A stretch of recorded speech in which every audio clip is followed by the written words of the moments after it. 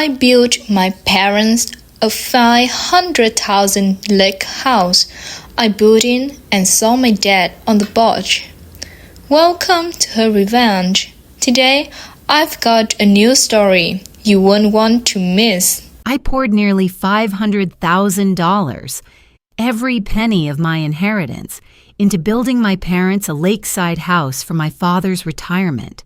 But that morning, as I drove home, he stood motionless on the porch, his hands trembling, while a stranger photographed every corner of the house as if it belonged to him. I had never hired anyone until I saw the business card in his hand, my husband's name on it. And in that moment, a truth began to unfold. Thank you for being here. It means everything. Now tell me something. Where are you watching from? Drop your city or country below. Let us see how far this story has traveled. This story blends fictional elements with purposeful storytelling. Any resemblance to names or places is coincidental, but the truth woven through it is something worth holding on to. The road into Fontana curves twice before the lake appears. I have driven it enough times that my hands know when to turn before my eyes do. That Saturday morning in October, the mountains on both sides of the highway were going red and orange the way they do every fall in the Smokies, the kind of color that makes you forget briefly that anything in the world could be wrong. I had a thermos of coffee in the cup holder and a bag of groceries in the back seat. Sharp cheddar from my mother, sourdough from my dad, a small bunch of sunflowers because my mother had mentioned once, in passing, that she missed having flowers in the kitchen. I noticed things like that. I always had. The house came into view as I came around the second curve, and I felt the same thing I felt every time I saw it. A quiet satisfaction that had nothing to do with pride and everything to do with relief. Single-story wide cedar siding a covered porch running the full length of the front. Doorways wider than standard, wide enough that a wheelchair could pass through without difficulty, though we had never needed to use that word out loud. Cork floors inside, soft and forgiving in a way hardwood is not. A wood shop off the back, 12 by 14 feet north-facing window for steady light without glare.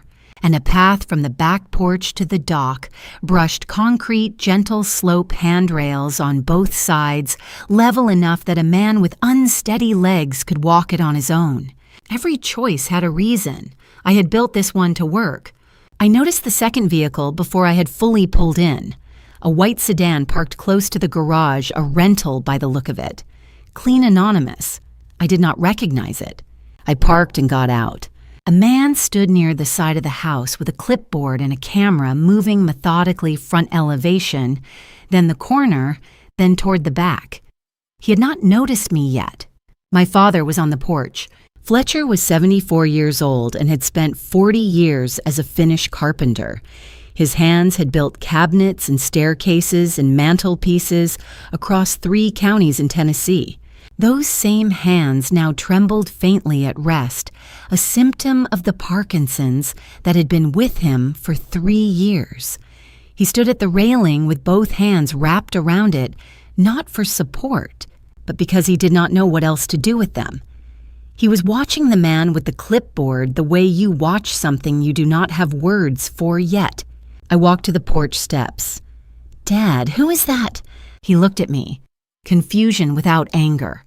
"He knocked about 20 minutes ago, said he was here for an assessment. I told him I didn't know anything about an assessment." I walked toward the man. He turned when he heard me coming. Mid-40s, professionally dressed, a badge on his jacket identifying him as a licensed property appraiser in the state of Tennessee. "Good morning," he said, easy and practiced. "Are you the homeowner?" "I am," I said. "My name is Delia Hartwell. This property is in my name. Who hired you?" He reached into his jacket and handed me a business card.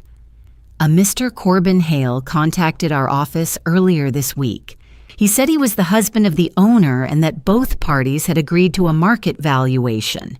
He mentioned you might not be here, but that he had authorization to proceed."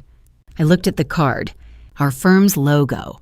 Corbin Hale, Senior Associate. His direct line. I had not agreed to any valuation. I had not been asked. The appraiser had the expression of someone beginning to understand that his paperwork was not telling the whole story. I need you to stop, I said. I am the sole owner of this property. My husband does not have authorization to commission an appraisal on my behalf. Please pack up and leave, and note in your records that this assessment was requested without the property owner's consent. He did not argue. He capped his camera, tucked the clipboard under his arm, and walked back to his sedan without another word. I stood in the driveway and watched him go. The business card was still in my hand. Heavy cardstock, clean print, Corbin Hale. My husband's name. My husband's card. My husband, who was at that moment sitting in the living room of the house I had built in the chair nearest the window. Coffee on his knee, as though the morning were entirely ordinary. I had been married to Corbin for 6 years. I thought I knew the shape of him, the way he moved through a room, the way he chose words when he wanted something, the smile that arrived slightly before the reason for it. I thought I had learned to read him the way I read a floor plan. Standing in that driveway with his business card in my hand, I realized I had been reading the wrong drawings. But to tell you what that morning meant, I have to go back further. I have to tell you about my father's hands, and a piece of land I found on a Tuesday in February that changed the direction of everything. And I have to tell you about the kind of love that does not announce itself, the kind that quietly builds what is needed and leaves the door wide enough for someone to walk through on their own. To understand what the man with that clipboard meant, I need to tell you about my father's hands.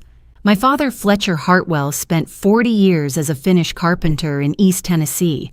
Not the kind of carpenter who frames walls or pours concrete, the kind who comes in at the end, when the rough work is done and makes the space into something a person wants to live inside. Staircases with hand-turned balusters. Kitchen cabinets fitted so precisely that the doors swung shut with a sound like a whisper. Fireplace mantles that people photographed and put in magazines. His hands were the tools. Everything else was secondary. He was not a man who asked for help. In 40 years of work, I never once heard him call someone else to fix what he could fix himself. He climbed ladders at 68 that men half his age would have looked at twice. He carried lumber in the cold without gloves because gloves, he said, made him clumsy. He had opinions about wood grain and finish and the correct weight of a drawer pull that he would share whether you asked or not. He was proud in the way that people are proud when they have built their pride with their own hands over a very long time. So when the diagnosis came in the winter of 2021, he did not tell us right away. He had been to see his doctor in October. The referral to the neurologist came in November. The neurologist gave him the words in early December. Parkinson's disease early stage, with the characteristic resting tremor already present in both hands. He sat with that information for 3 months before he said it out loud to anyone in our family. I found out later that he had told no one during that time. Not my mother, not me. He went to his follow-up appointments alone. He picked up his first prescription alone. He sat with it in the way that men like my father sit with things they do not know how to carry and cannot bring themselves to put down. I noticed something was wrong before I knew what it was. I had driven over to the house in Knoxville on a Saturday in January, the kind of gray winter day where the sky and the road are nearly the same color. The house where I grew up was a 2-story colonial on a quiet street, the kind of house that had served a family well for 30 years. My parents had lived there since before I was born. By that winter, my father had stopped using the upstairs rooms. The stairs had become something he managed rather than something he used, and he had quietly moved his reading chair and his extra clothes down to the first floor without saying a word about why. I found him in the kitchen that morning. He was standing at the counter with his back to me, and he was holding his coffee cup with both hands. Not because it was heavy. It was a standard ceramic mug, the kind you could hold with 2 fingers. He was holding it with both hands because his hands were shaking, and he was trying to keep the coffee still. He heard me come in and turned around. For just a moment before his expression settled back into its usual steadiness, I saw something move across his face. Not embarrassment exactly. Something quieter than that. The look of a man who had been hoping nobody would notice and had just found out that somebody had. He said, "Morning, Dell." I said, "Morning, Dad." I went to the refrigerator and got out the orange juice and poured myself a glass, and we talked about the weather and the game on television the night before, and neither of us said anything about what I had seen. That was how we had always communicated, my father and I. Not through the things we said directly, but through the space we left around them. I drove home that afternoon and sat at my kitchen table and opened my laptop. I am an interior architect by training and by habit, which means I move through rooms the way other people do not. I notice ceiling heights and threshold widths and the placement of light switches. I notice whether a kitchen counter is at the right height for the person using it, whether a bathroom door swings in a direction that makes sense, whether a space is working for the body that lives inside it. It is not something I turn off. It is simply how I see. I spent about 40 minutes on a retail site that evening before I found what I was looking for. A ceramic mug wider at the base than standard weighted low for stability, with a broad handle that did not require a precise grip. I ordered two and had them shipped to my parents' house. I did not include a note. The following weekend I came back. The mugs were on the counter. My father picked one up and I watched him lift it with one hand, easy and steady, the low center of gravity, doing what I had intended it to do. He looked at it for a moment. Then he looked at me. He did not say thank you. I did not need him to. We understood each other without the ceremony of words, and the mug was already doing its job. It was that same visit when I found my mother. Dorothea Hartwell had been a first-grade teacher for 27 years before she retired. She was the kind of woman who anticipated what other people needed before they knew to ask, who sent birthday cards that arrived exactly on the day, who remembered which of her students had been afraid of loud noises and adjusted her classroom accordingly. She had been taking care of my father quietly and completely for years. The medications sorted into a weekly pill organizer. The doctor appointment scheduled, attended noted. The driving. The cooking. The slow and patient work of keeping a household running around a man who would rather have managed all of it himself. Nobody thanked her for any of it. I'm not sure she expected to be thanked. It was simply what she did. I found her standing at the kitchen sink with her hands flat on the counter and her eyes closed. She was not washing dishes. She was not looking out the window. She was just standing there using the counter the way you use a wall when the floor has stopped feeling reliable. When she heard me, she straightened up and turned around and said, "Oh, I'm just giving my back a rest." She smiled when she said it. It was a practice smile, the kind you develop over years of not wanting to worry anyone. I knew she was not resting her back. I drove home that night and I sat in the dark in my car in the parking garage beneath my building for a long time before I went inside. I thought about my father's hands and my mother's closed eyes and the 2-story house in Knoxville with the stairs my father no longer climbed. I thought about what it meant to care for someone without taking something from them. What it looked like to give a person support without making them feel like they needed it. They did not need to be managed. They needed space that worked for them. That night, I opened my laptop, not to work on a client project.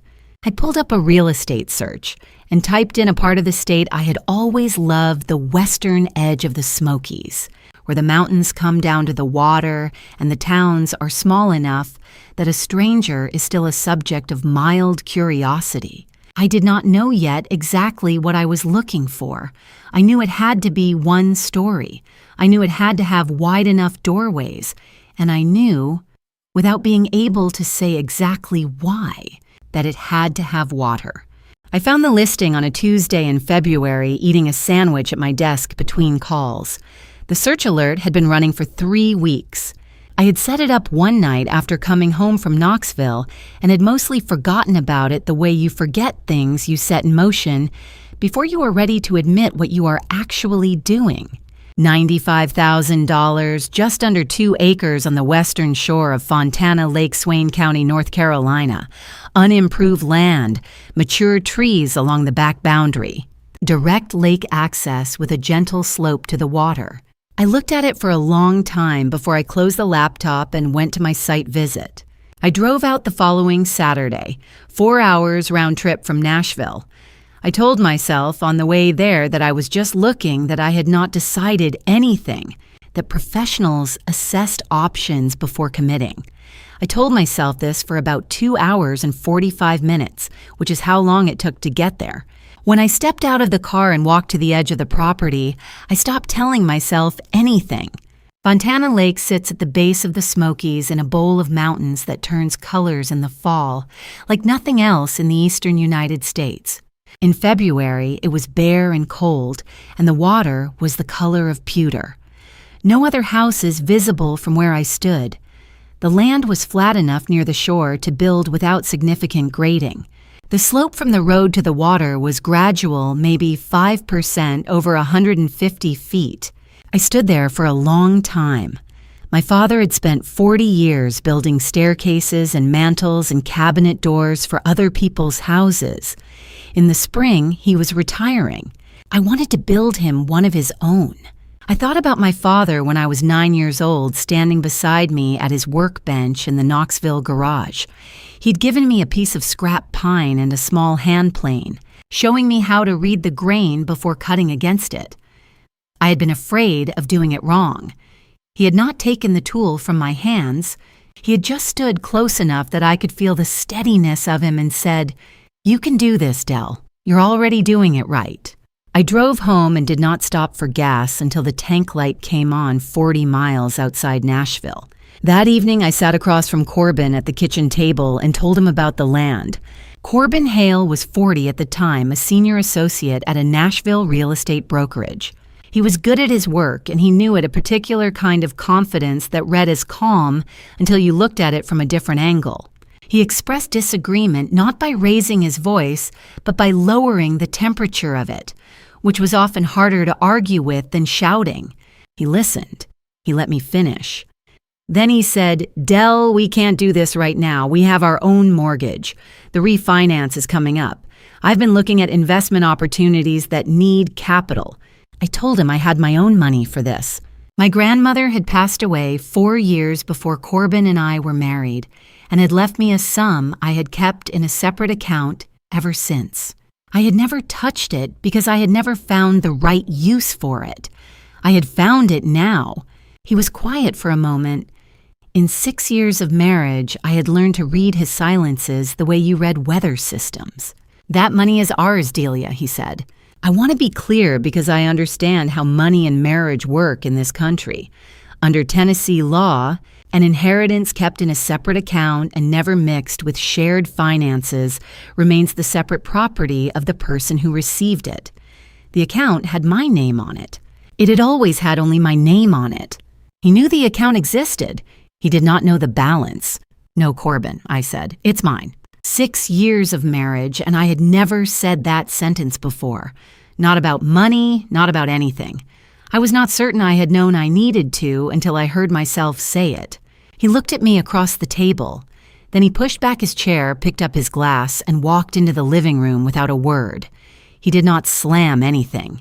He simply left in a way that made the silence he left behind take on a shape I felt for the rest of the evening. The next morning, I called Bowen Reardon.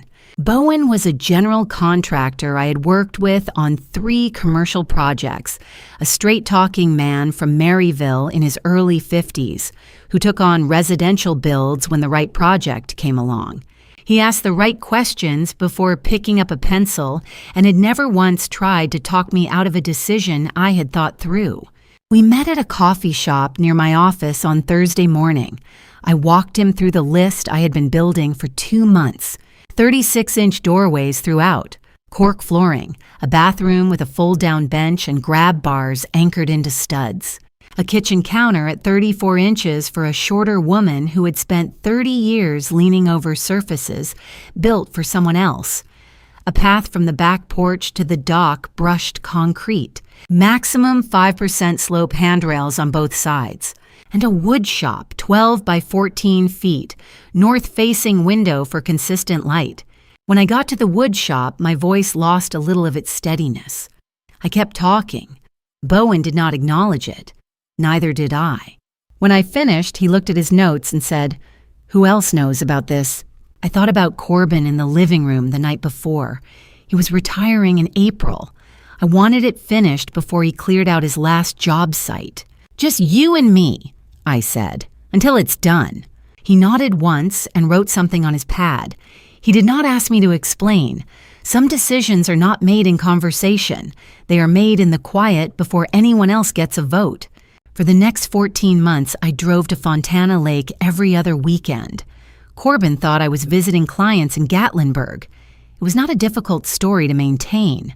Gatlinburg sat in the same direction from Nashville, roughly the same distance, and in my line of work, it was a reasonable place to have business. High-end vacation rentals, mountain lodge renovations, second homes for people with money who wanted something that looked rustic from the outside and did not feel rustic on the inside. Corbin was in real estate. He understood the logic without questioning it. I never told him a direct lie. I simply did not correct the assumption he had made. The first thing Bowen did was walk the land with me and take measurements. He was methodical about it. The way experienced contractors are methodical, moving in a grid pattern from the road to the water's edge, marking grades and drainage, and the position of the tree line. It was early March, and the ground was still cold. We wore jackets and walked without talking much, which suited both of us. I had brought my yellow legal pad. By the time we reached the water, I had added 6 more items to the list I had started in his office. Construction began in June of that year. By the time Bowen handed me the final invoice, I had spent just over $200,000 on the build, which combined with the land brought the total well past $300,000. Every cent of it from the account my grandmother left me. I was on site every other weekend, sometimes more often, if there was a decision that needed my eyes rather than a phone call. Bowen ran the day-to-day work. I handled the design specifications and signed off on anything structural.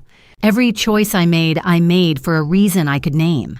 The doorways went in at 36 inches clear, 4 inches wider than residential standard. The reason had a name I did not say out loud for a long time.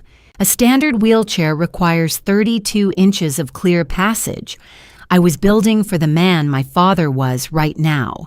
The man who still walked to his truck without help and still had opinions about drawer hardware. But I was also building for the man he might become. And I wanted to make sure that if that day arrived, the house would already be ready for it. He would not have to watch anything be changed on his behalf. The accommodation would simply be there, built in from the beginning the way the best design always is. The floors were cork throughout the main living areas. Cork is a material most people associate with bulletin boards and wine bottles. But in flooring, it has properties that matter when you are designing for someone older. It compresses underfoot, which reduces joint strain. It has natural grip, which reduces the risk of a slip. And if a person does fall, it absorbs impact better than hardwood or tile. I had specified it in 3 commercial projects before this one, always for the same reasons. I ordered a color called weathered driftwood, pale and warm, the kind of floor that looks like it has always been there. The wood shop took the most back and forth between Bowen and me, 12 by 14 feet, attached to the rear of the house with its own exterior entry, so my father could go in and out without passing through the main living space. The window was north-facing, a specification I explained to Bowen by saying it gave consistent light without glare or direct sun, which was true. What I did not say was that my father had always kept his workbench positioned to catch morning light from the north in the garage in Knoxville. and that I had been watching the way he worked in that light since I was old enough to stand on a step stool and reach the bench beside him. The path from the back porch to the dock was the last thing we designed, and the one I spent the most time on. I ran the calculations myself, even though Bowen's crew would do the actual grading. Maximum 5% slope over 140 feet from the porch to the water's edge. Brushed concrete surface for traction in wet weather. Continuous handrail on both sides, anchored every 6 feet. The dock itself was low to the water, easy to step onto from the path. It was during the conversation about the path that I said the word. Bowen and I were reviewing the final specs at a folding table on the job site, the framing already up around us, and I was going through the accessibility requirements section of my notes. I said the doorways, the bathroom grab bars, the threshold heights, and then I said, and the path grade needs to accommodate a wheelchair if it comes to that. My voice did something on the word wheelchair. Not a crack, not anything that dramatic. Just a brief unevenness, like a board with a knot in it that catches the plane for half a second before it smooths out again. Bowen put his pencil down. He looked up at me across the folding table. He did not say anything. He held my gaze for one steady moment, then picked up his pencil and wrote it down. That was all. That was enough. Those 14 months were among the loneliest I had experienced since childhood. Not because I was unhappy exactly, but because I was carrying something I could not share with the person I slept beside every night. I would come home from Fontana with sawdust on my boots and a feeling in my chest that I had no name for something between grief and purpose. And I would wash my hands at the kitchen sink while Corbin sat in the other room, and the distance between those two rooms felt larger than the square footage of the apartment suggested it should. I worked on the plans at the kitchen table after he went to bed. Sometimes I would sit there until midnight with the drawings spread out in front of me and the rest of the apartment dark and quiet. And I would think about cork flooring and door widths and whether the light in the wood shop would be right in the early morning when my father liked to work. Bowen called me on a Thursday in late February of the following year. I was in my car in the parking garage beneath my office building when the phone rang. He said, "It's done, Delia. Come see it." I sat in that parking garage for 15 minutes. I did not cry loudly or for very long. It was the kind of crying that happens when something you have been holding for a long time finally has a place to land. When I was finished, I wiped my face, checked my mirrors, and called my mother. Dorothea picked up on the second ring. I said, "Mom, I need you and Dad to keep this Saturday open. I want to take you somewhere." She asked where we were going. I could hear her smile through the phone, the particular warmth of it, the way it came through even in 2 words. I said, "Somewhere with water." It was the second Saturday of April when I drove my parents to Fontana for the first time. My father had worked his last job 3 weeks earlier, a fireplace mantle in Maryville, fitted and finished on a Tuesday, the same as any other Tuesday, except that it was the last one. The dogwoods were out along the highway, white and pale pink against the tree line, the kind of spring that East Tennessee does well and does briefly. My mother sat in the front seat beside me. My father sat in the back. I had told them we were going to lunch, a place I had heard about near the lake, I said. Good food worth the drive. My mother had asked which restaurant. I had given her a name I made up and changed the subject. My father had not asked anything. He rarely asked questions about where we were going anymore. He looked out the window and watched the mountains come closer the way he always had quietly, as though they were something he had been expecting. He had not been able to use the staircase in the Knoxville house for nearly a year by then. He managed the first floor without difficulty, but the upstairs had become another country, one he had simply stopped traveling to. He had not complained about this. He had reorganized his life around the ground floor the way water reorganizes itself around an obstacle without announcement, without drama. My mother had moved his things down one afternoon while he was at a follow-up appointment, and when he came home and found his reading chair in the corner of the first-floor study, he had sat down in it and opened his book and not said a word. I thought about that chair as we turned off the main road and onto the 2-lane that wound along the western shore of Fontana Lake. The water came into view through the trees, dark blue and still in the April morning, and my mother said, "Oh, Fletcher, look." She said it softly, the way she said things she meant. My father leaned toward the window. I turned in at the gravel drive. The house sat at the end of it, cedar siding the color of honey in the morning light, the covered porch running the full length of the front. I pulled up and stopped the car and did not say anything. My father looked at the house for a long moment from the back seat. Then he opened the door and got out. He walked to the front entrance. No steps. The threshold was flush with the porch, the door wide enough that he could have brought his workbench through it. He pushed it open and stepped inside, and I followed a few paces behind, close enough to be there, far enough to let him move through the space on his own terms. He went through the living room slowly. He ran one hand along the kitchen counter and checked the height of it without saying what he was checking for. He went into the bathroom and stood for a moment looking at the fold-down bench in the shower, the grab bars on both walls, and I watched him understand what he was looking at without my having to explain it. He came back through the hall and stopped at the door to the wood shop. It was a simple door 6-panel, the same cedar as the exterior. He put his hand on the knob and held it there for a second. Then he pushed it open and stepped into the shop. I stood in the hallway behind him. The north-facing window filled the space with the kind of light that does not shift or glare, the kind of light you can work in for 8 hours and not notice your eyes getting tired. His workbench would go against the long wall. His tools would hang on the pegboard I had left empty, waiting for the shape of what he chose to put there. He did not turn around. He stood in the center of the room and looked at the window and the walls and the floor. His shoulders moved once, just once. A small movement, the kind a person makes when something they had given up has been quietly returned to them. I stepped back into the hallway and let him have the room. After a few minutes, he came out and walked past me toward the back of the house. He went through the back door and onto the porch, and then down the path I had built. Brushed concrete, textured for grip the slope so gradual it was almost imperceptible. The handrails ran along both sides. He did not use them. He walked with the careful steadiness of a man who has learned to pay attention to where his feet go, and he walked alone. My mother came to stand beside me on the porch. She took my hand without saying anything. We watched him make his way to the dock.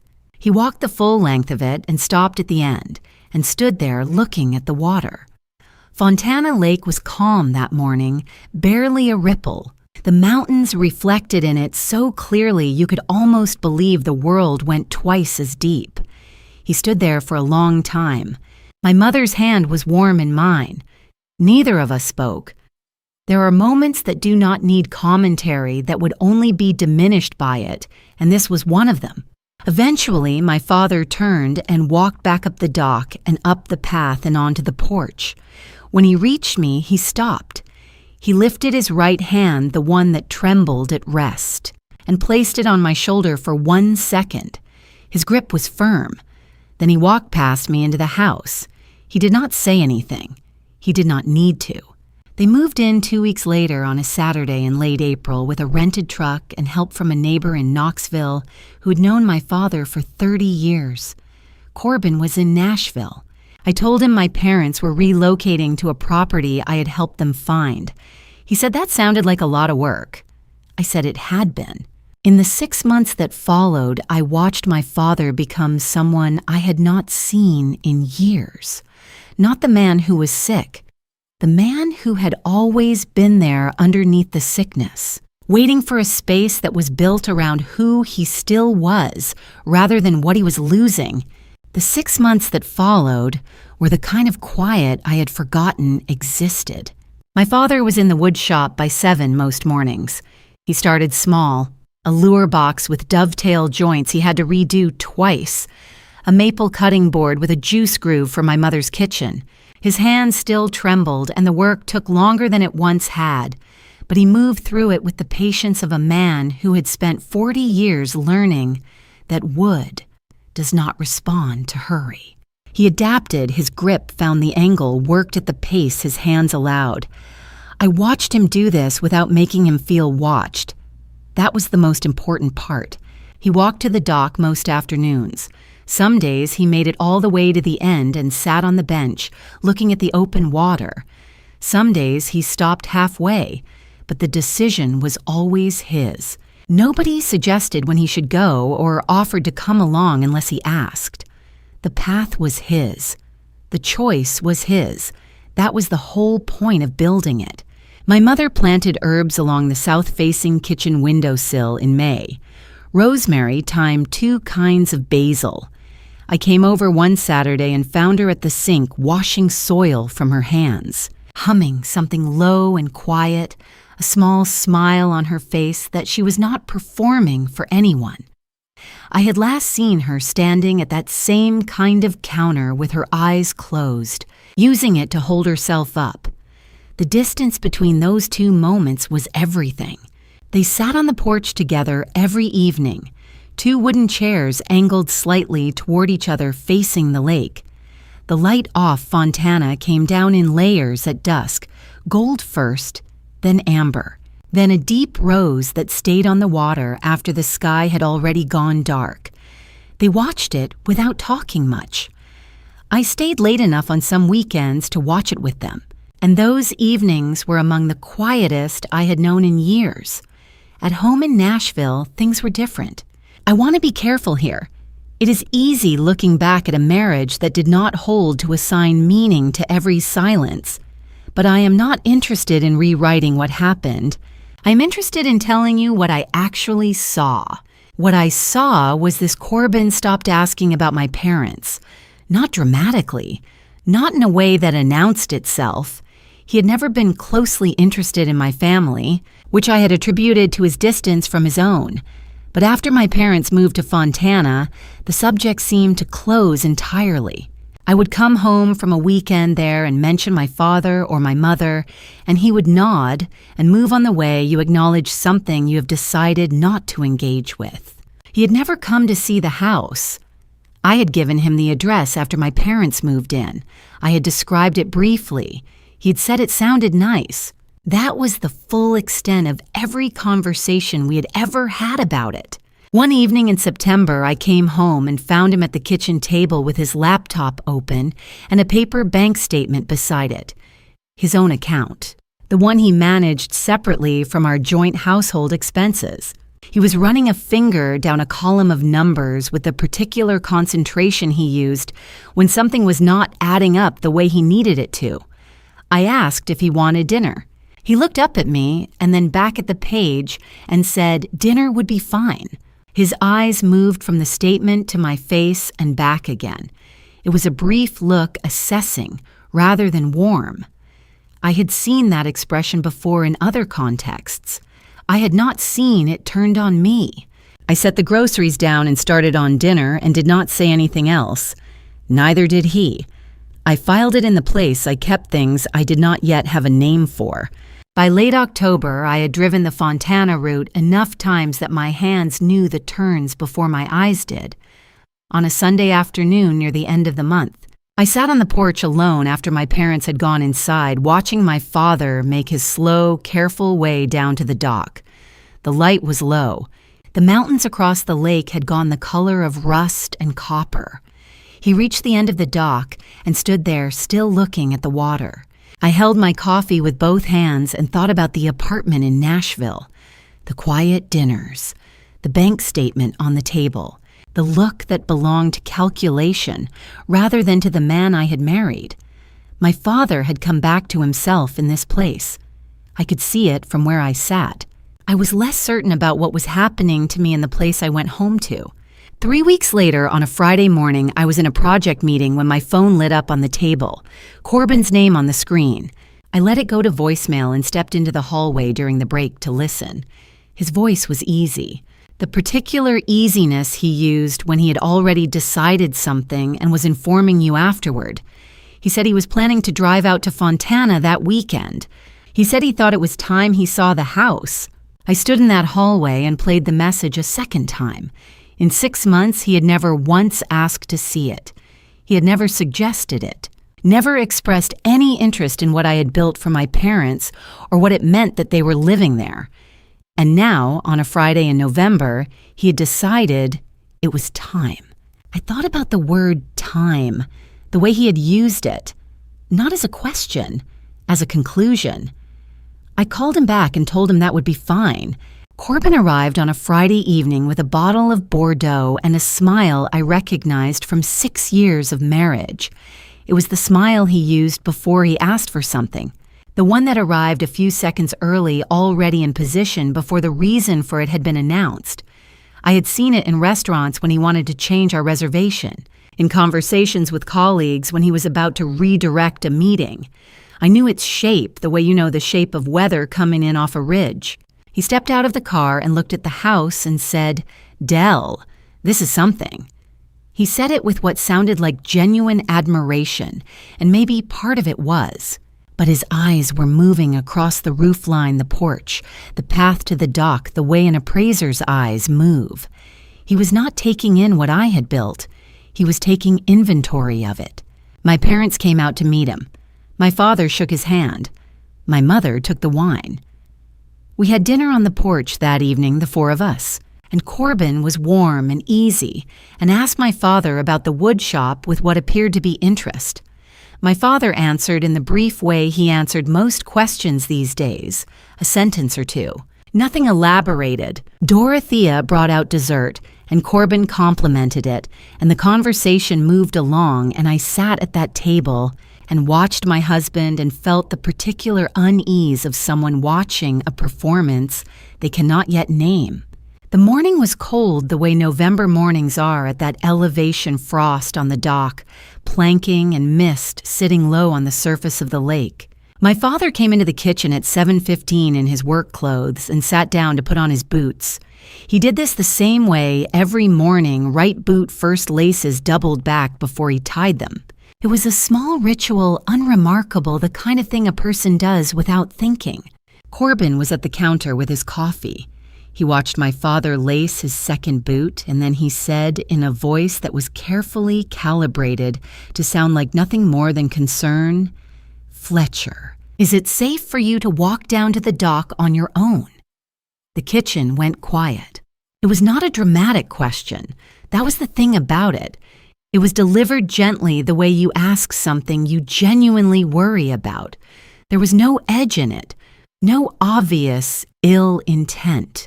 But my father's hand stilled on his laces, and he sat there for a moment longer than he needed to, and I watched something move across his face that I did not have a word for then.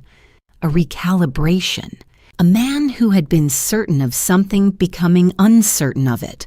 He finished tying his boots. He stood up. He said, "I'll be fine." But that afternoon he did not go. I was on the porch with my mother around 3 o'clock when I noticed. Fletcher's boots were on the mat by the back door. He was in the wood shop. I could hear the low sound of something being sanded slow and rhythmic. He did not come out to walk to the dock before the light faded. He stayed in the shop until dinner. I looked at Corbin, who was sitting in my father's chair on the porch with his coffee and his phone. He did not look up. The next morning, Sunday, my father put his boots on again after breakfast. Corbin set down his mug and said, "I'll come with you, Fletcher. I could use the walk." He said it the way you offer something generous, and my father looked at him, and then at the door and said, "All right," because my father was a man who had spent his life in communities where you did not refuse a gesture that was dressed up as kindness, even when the gesture did not feel entirely like kindness. I watched them from the kitchen window. Corbin held my father's elbow on the path down, not roughly, just firmly, consistently, in the way that communicates that the person being held cannot be trusted to manage on their own.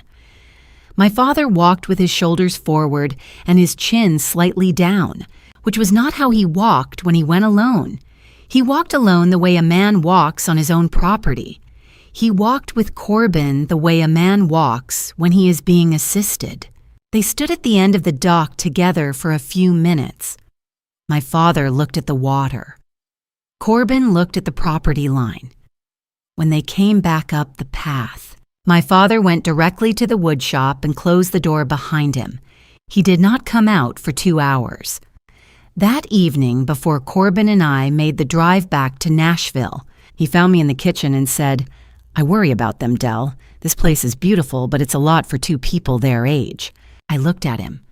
I said, "They're fine, Corbin." He smiled. He said, "Of course they are." It was the right answer in the right tone, and it landed in the room without disturbing anything, and that was exactly what bothered me about it. A real concern sounds different. A real concern has some roughness to it, some actual weight.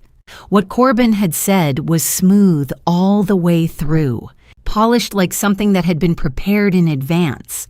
I drove home that night and did not say much, and Corbin filled the silence with radio and highway noise and the ordinary conversation of 2 people returning from a weekend away.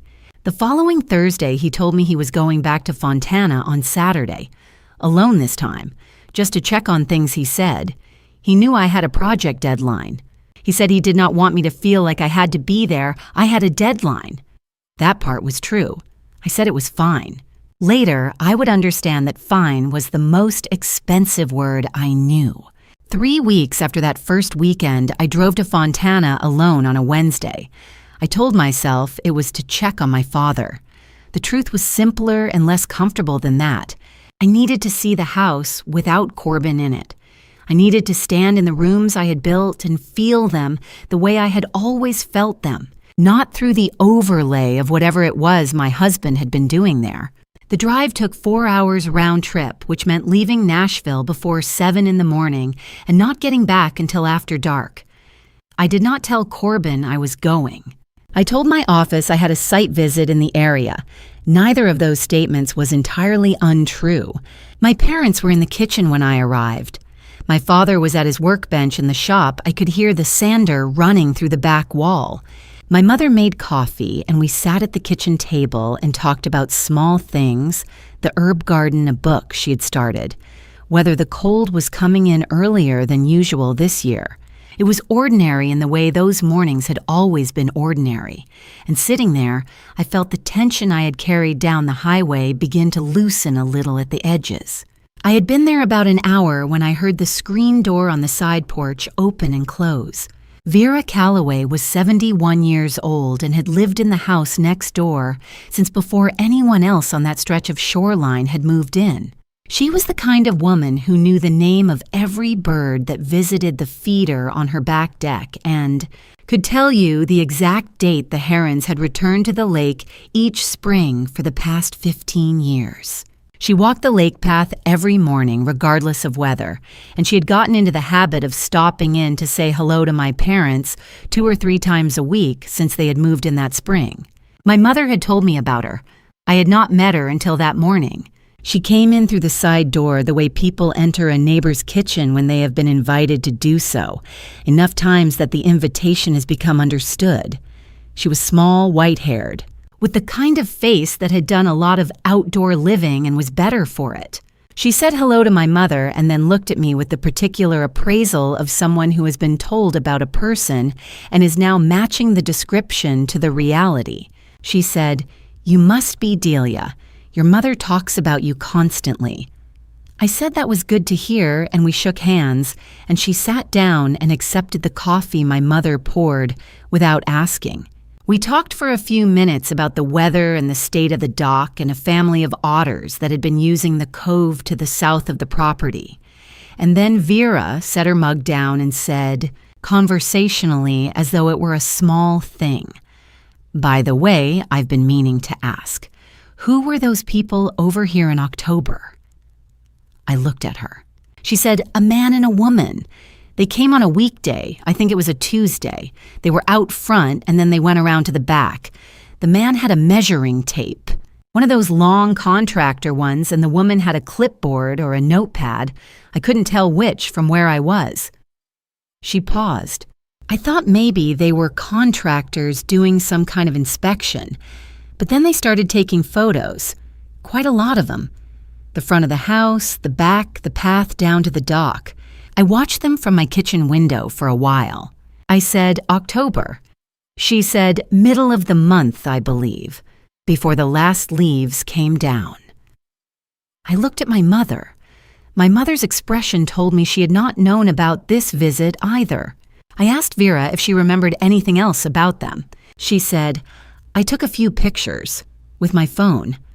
I know that might seem odd, but when you live out here by yourself and you see strangers doing something that doesn't look quite right at a neighbor's house, you pay attention.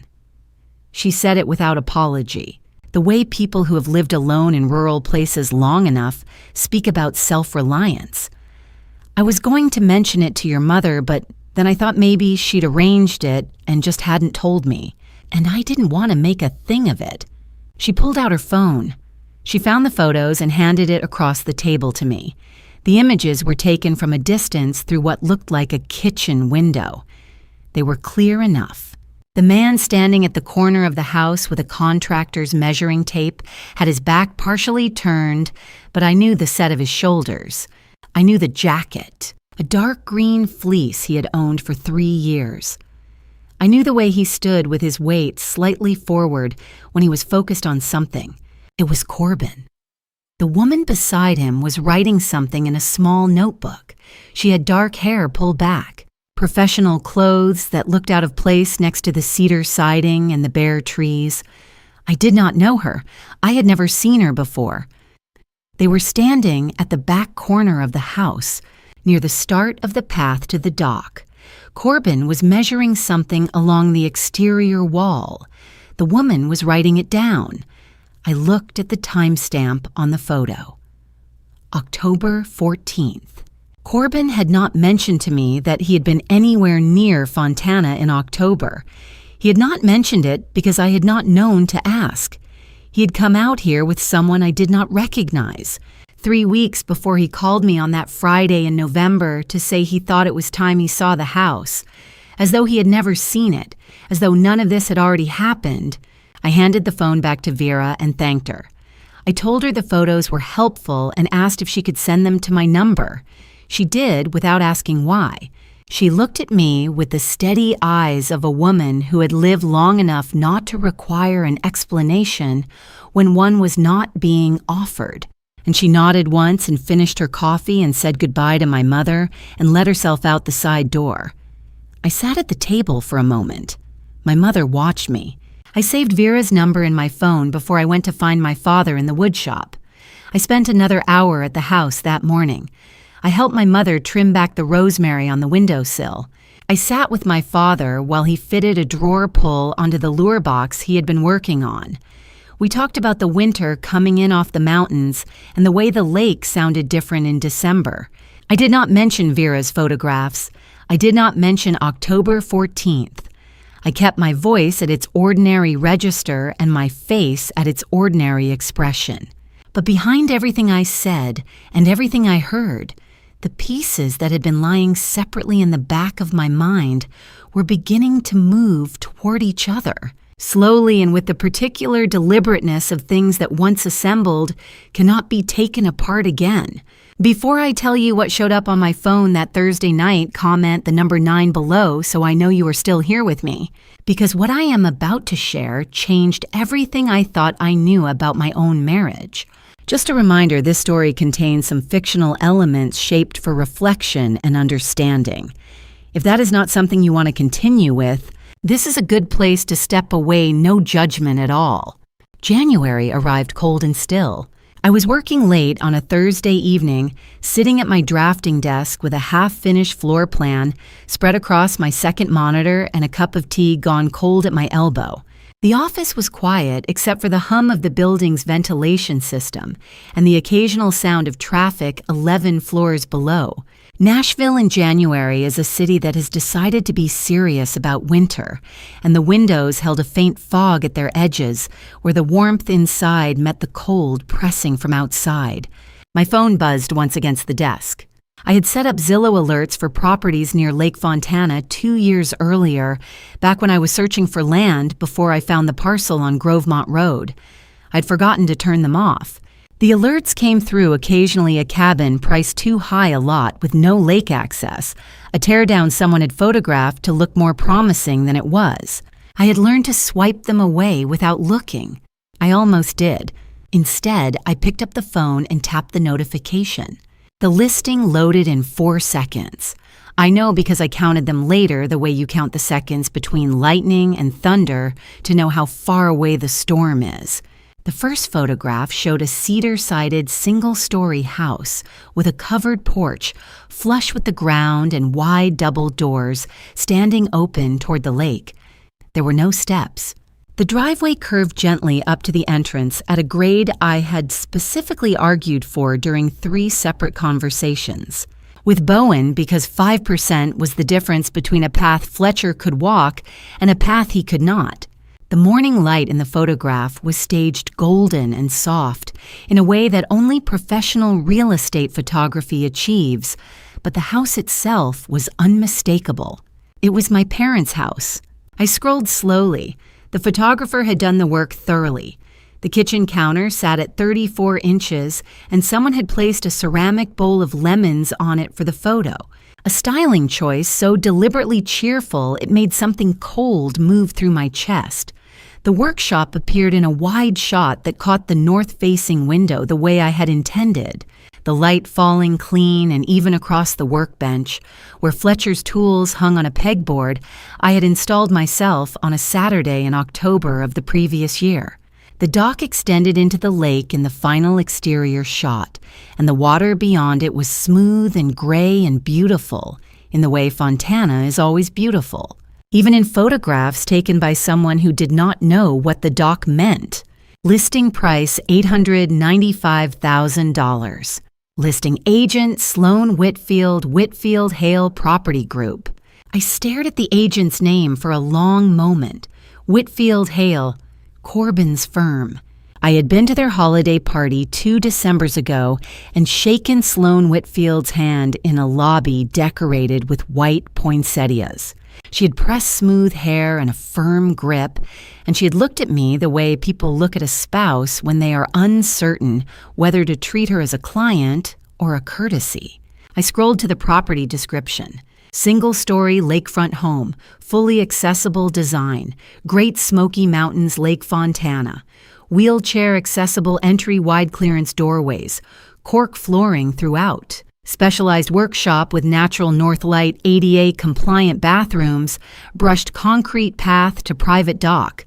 Ideal for multi-generational families or buyers seeking accessible lakefront living.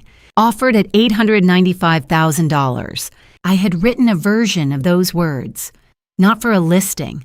For Bowen's specification document in the spring of 2022, when I had sat at the same desk and typed out every detail of what I needed the house to be. Wide clearance doorways, cork flooring, north light, a DA compliant. They were my words, lifted and arranged into a sales pitch. I tapped the seller information section and expanded it. The seller's name was listed as Delia Hartwell. The signature field contained a signature, my name, my signature, rendered in a slightly thicker line than my actual handwriting as forged signatures often are, because the person signing is thinking too hard about the shape of the letters instead of the motion. I had never signed anything. I set my phone face down on the desk. Then I picked it up and set it face down again. I sat without moving for 15 minutes. The floor plan on my second monitor did not change. The tea at my elbow did not get warmer. The ventilation system continued its low, constant hum. 11 floors below a car horn sounded once, and then silence returned. At 11:47, I called Nadine. She answered on the third ring in the lowered voice of someone on a hospital floor. I could hear the ambient sound of Vanderbilt Medical Center behind her, a soft announcement over an intercom. The particular quality of institutional quiet that is not actually quiet at all. Delia. She said my name first, which meant she had been expecting me to call. Not tonight, but eventually. There's a Zillow listing, I said, for Mom and Dad's house. It went up tonight. She did not respond. Sloan Whitfield is the listing agent, I said. My name is on the seller line. My signature is there. I did not sign it. Nadine was quiet for 3 seconds. I counted those too. Delia, she said, I owe Corbin $15,000. The ventilation system hummed. I borrowed it 14 months ago, she said, for the licensing exam fees and the relocation. He said it was a loan between family. He said there was no rush. She exhaled slowly. He brought it up again in November. He said he just needed me to know the amount was still outstanding. November. The same month, Corbin had come to Fontana for the first weekend. The same month, he had stood in my parents' kitchen and complimented the counter height and asked Fletcher whether the dock walk was safe on his own. I understood now why Nadine had not called me after the November visit. I understood why she had asked careful, neutral questions when I had mentioned Corbin's weekend at the lake. I also understood exactly what Corbin had been doing when he reminded her of the debt. He had been building a wall between us before he needed one. How long have you known something was wrong? I asked. She took a breath. Since he called me in December. He asked whether I thought you were happy with the house, the way he asked it, the phrasing. She stopped. I didn't know what to do with it. The line was quiet. Neither of us filled it. Tell me what you need me to do, Nadine said. It was the right thing to say. It was the only thing to say. And something about the plainness of it, no questions, no conditions, no hesitation once the cards were on the table, undid something I had been holding tightly since the night Vera had shown me the photographs in December. I cried. Not the way I had cried the afternoon Bowen called to tell me the house was finished. Those had been tears of relief, of completion, of a long, private effort arriving at its destination. These were something different. These were the tears that come when you understand that something was being stolen from you while you were looking the other way, and that the person doing the stealing knew exactly what it meant to you. I sat in my empty office with the Nashville cold pressing against the windows, my parents' house on the screen of my phone, my name forged on a document I had never seen before tonight, and I cried until I could speak again. Then I told Nadine everything. My sister and I have always been different in the way sisters sometimes are. Nadine acts fast. I act carefully. She walks into a room and reads it in 10 seconds, the mood, the tension, the thing nobody has said yet. I walk into a room and start measuring the walls. We had argued about this difference for most of our adult lives, each of us privately convinced the other's method was going to get her into trouble someday. That night on the phone, we became one person. She came to my apartment 2 evenings later.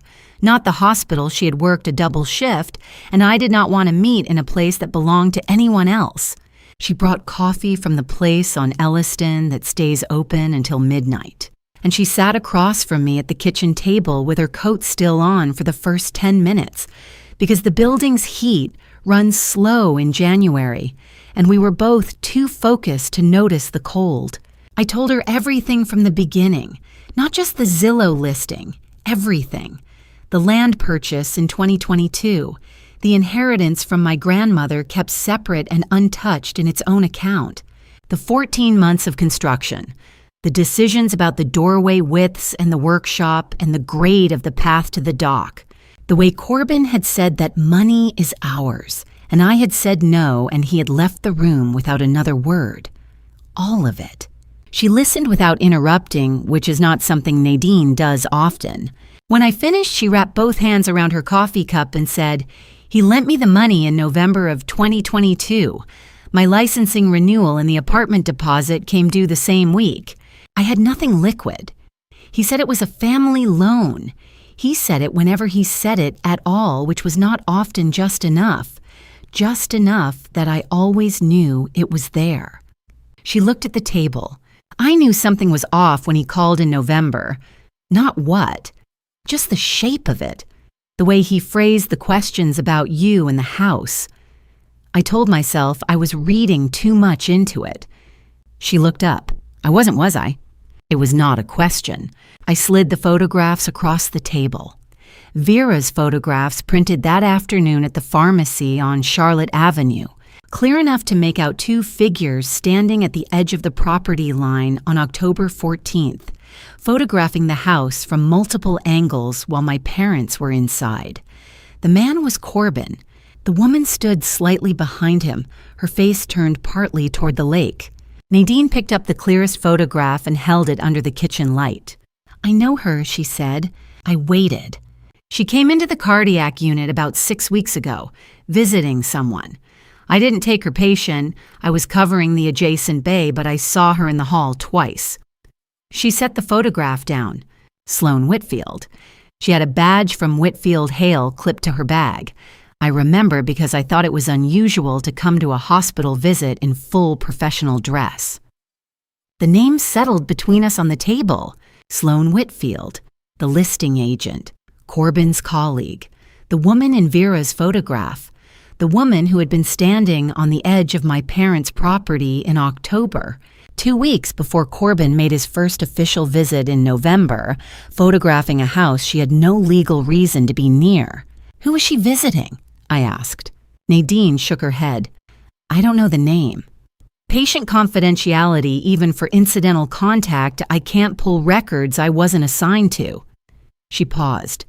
But I remember the room number, and I remember the date because it was the same shift I dropped a full tray in the break room and had to stay late to clean it.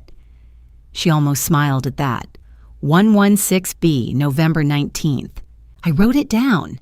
We sat for a while without speaking. The heat had finally come up in the building, and Nadine took her coat off and hung it over the back of the chair, and we both drank our coffee while the city outside went about its Thursday evening. Then we made a plan. It was not a complicated plan. Complicated plans require contingencies, and contingencies require time we were not certain we had. The listing had been live for 48 hours. We did not know if there had been inquiries. We did not know how far the paperwork had progressed. What we knew was this. The house was titled entirely in my name. The signature on the listing was forged, and Corbin did not yet know that I had found it. That last fact was the only leverage we had, and we were not going to spend it carelessly. Delia continues as normal, I said. Nothing changes at home. I go to work, I come home. I do not check the Zillow listing from any device connected to our shared network. Nadine keeps her eyes on Sloane Whitfield, not actively, not in a way that creates a record, but she is a nurse in a hospital that Sloane apparently visits, and nurses notice things as a matter of professional habit. Nadine nodded. And the debt? Irrelevant, I said. He used it to keep you quiet. Now you're not quiet. The debt doesn't change anything. Legally, it's unsecured, undocumented, his word against yours. He has no mechanism to collect it that doesn't expose what he was doing with your silence. She looked at me for a moment. When did you get like this? I did not have a good answer. I drove home at 10:15. Corbin was on the couch with the television on some home renovation program with bright kitchen lighting and optimistic music. I sat down beside him the way I had sat beside him on 10,000 other evenings, and I looked at the screen and thought about what I knew and what he did not know I knew. He reached over and turned the volume down. You look tired, he said. He was looking at me with something that resembled concern. I had spent 6 years learning the difference between Corbin's expressions and the things behind them, and I was still not certain I had it right. Everything okay? Just a long week, I said. I smiled. It was the first time I had deliberately lied to my husband, and it was so easy that it frightened me a little. 2 days later, over breakfast, Corbin mentioned that he planned to take a colleague out to the Fontana area that weekend, someone from the office looking to buy a vacation property in the mountains. He thought he would show her the general area, the lake, the town of Bryson City, a few public access points. "Her name's Sloan," he said, pouring his second cup of coffee. "From the investment side of the firm. You haven't met her." He said it the way people say things they believe to be unremarkable. I looked at my toast. "That sounds like a nice drive," I said. I had one night to decide how to play this. I called Nadine from the bathroom of our Nashville apartment with the shower running. Not because Corbin was paying attention, but because the habit of caution had already taken hold without my noticing. She picked up on the second ring. "Go," she said before I finished explaining. "Watch everything. Don't let them know you know."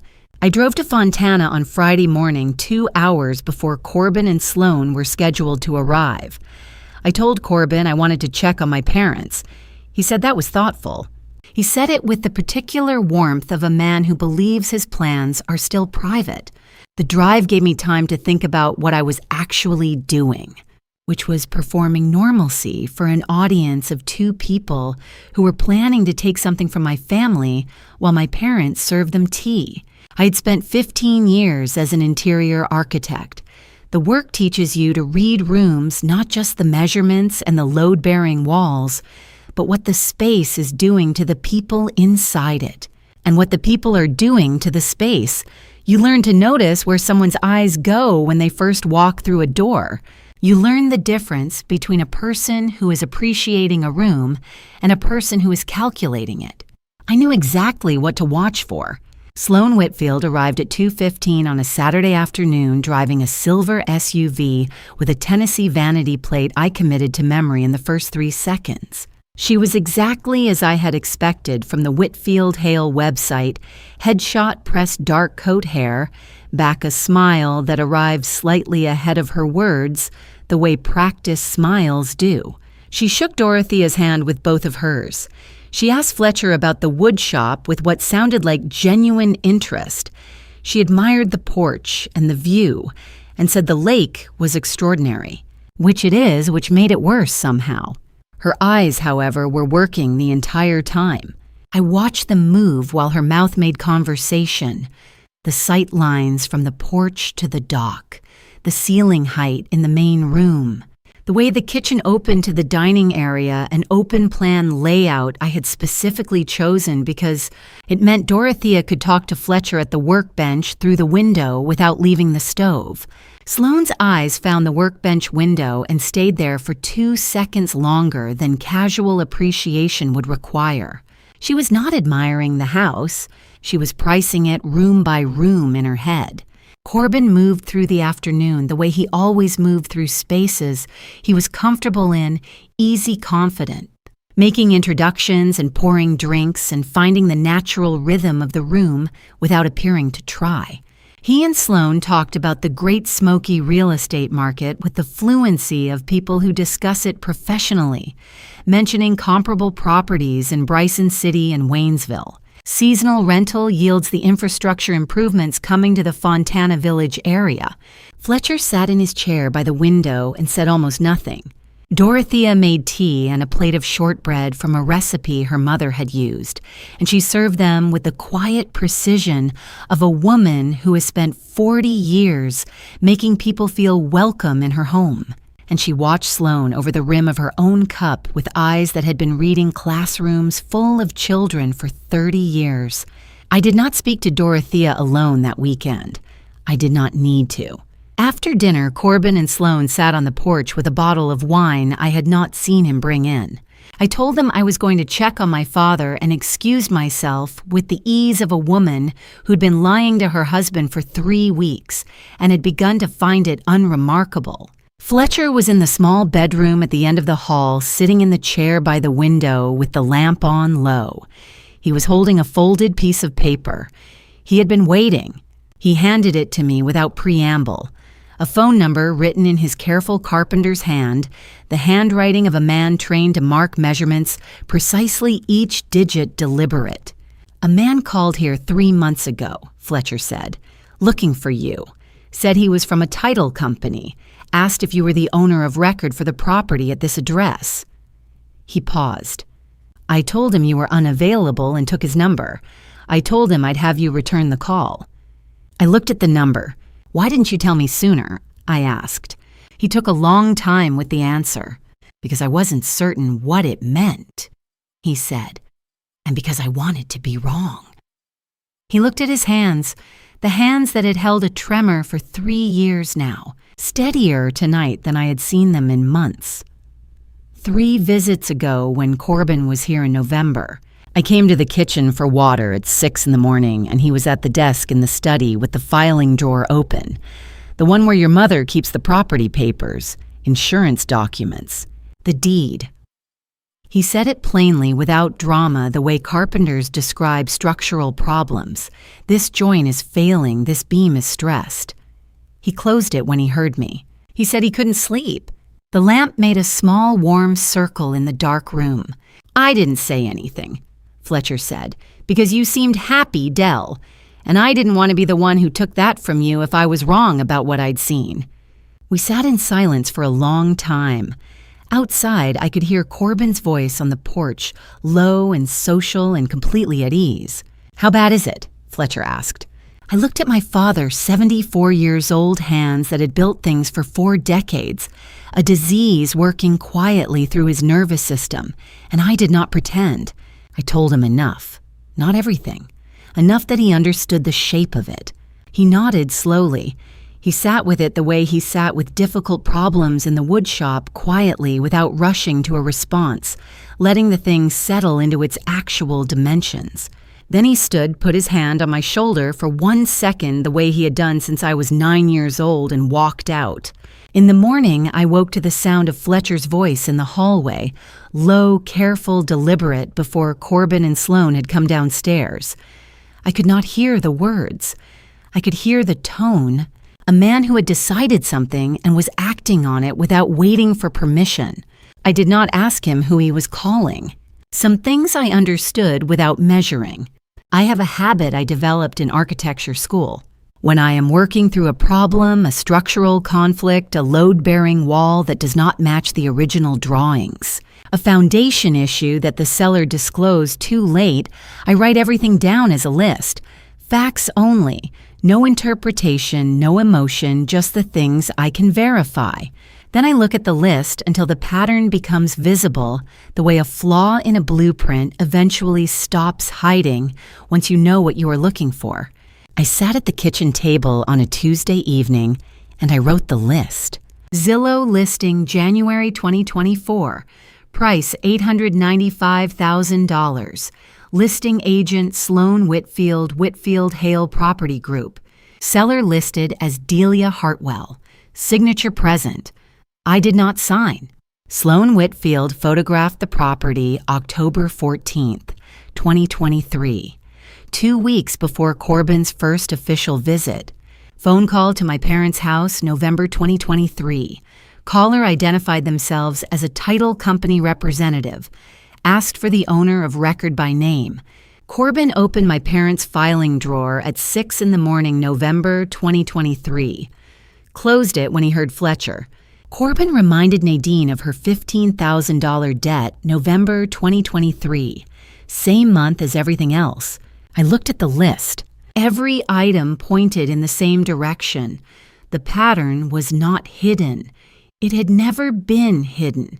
It had simply been assembled in pieces, distributed across months and conversations and small, unremarkable moments, and I had been too close to any single piece to see the whole shape until now.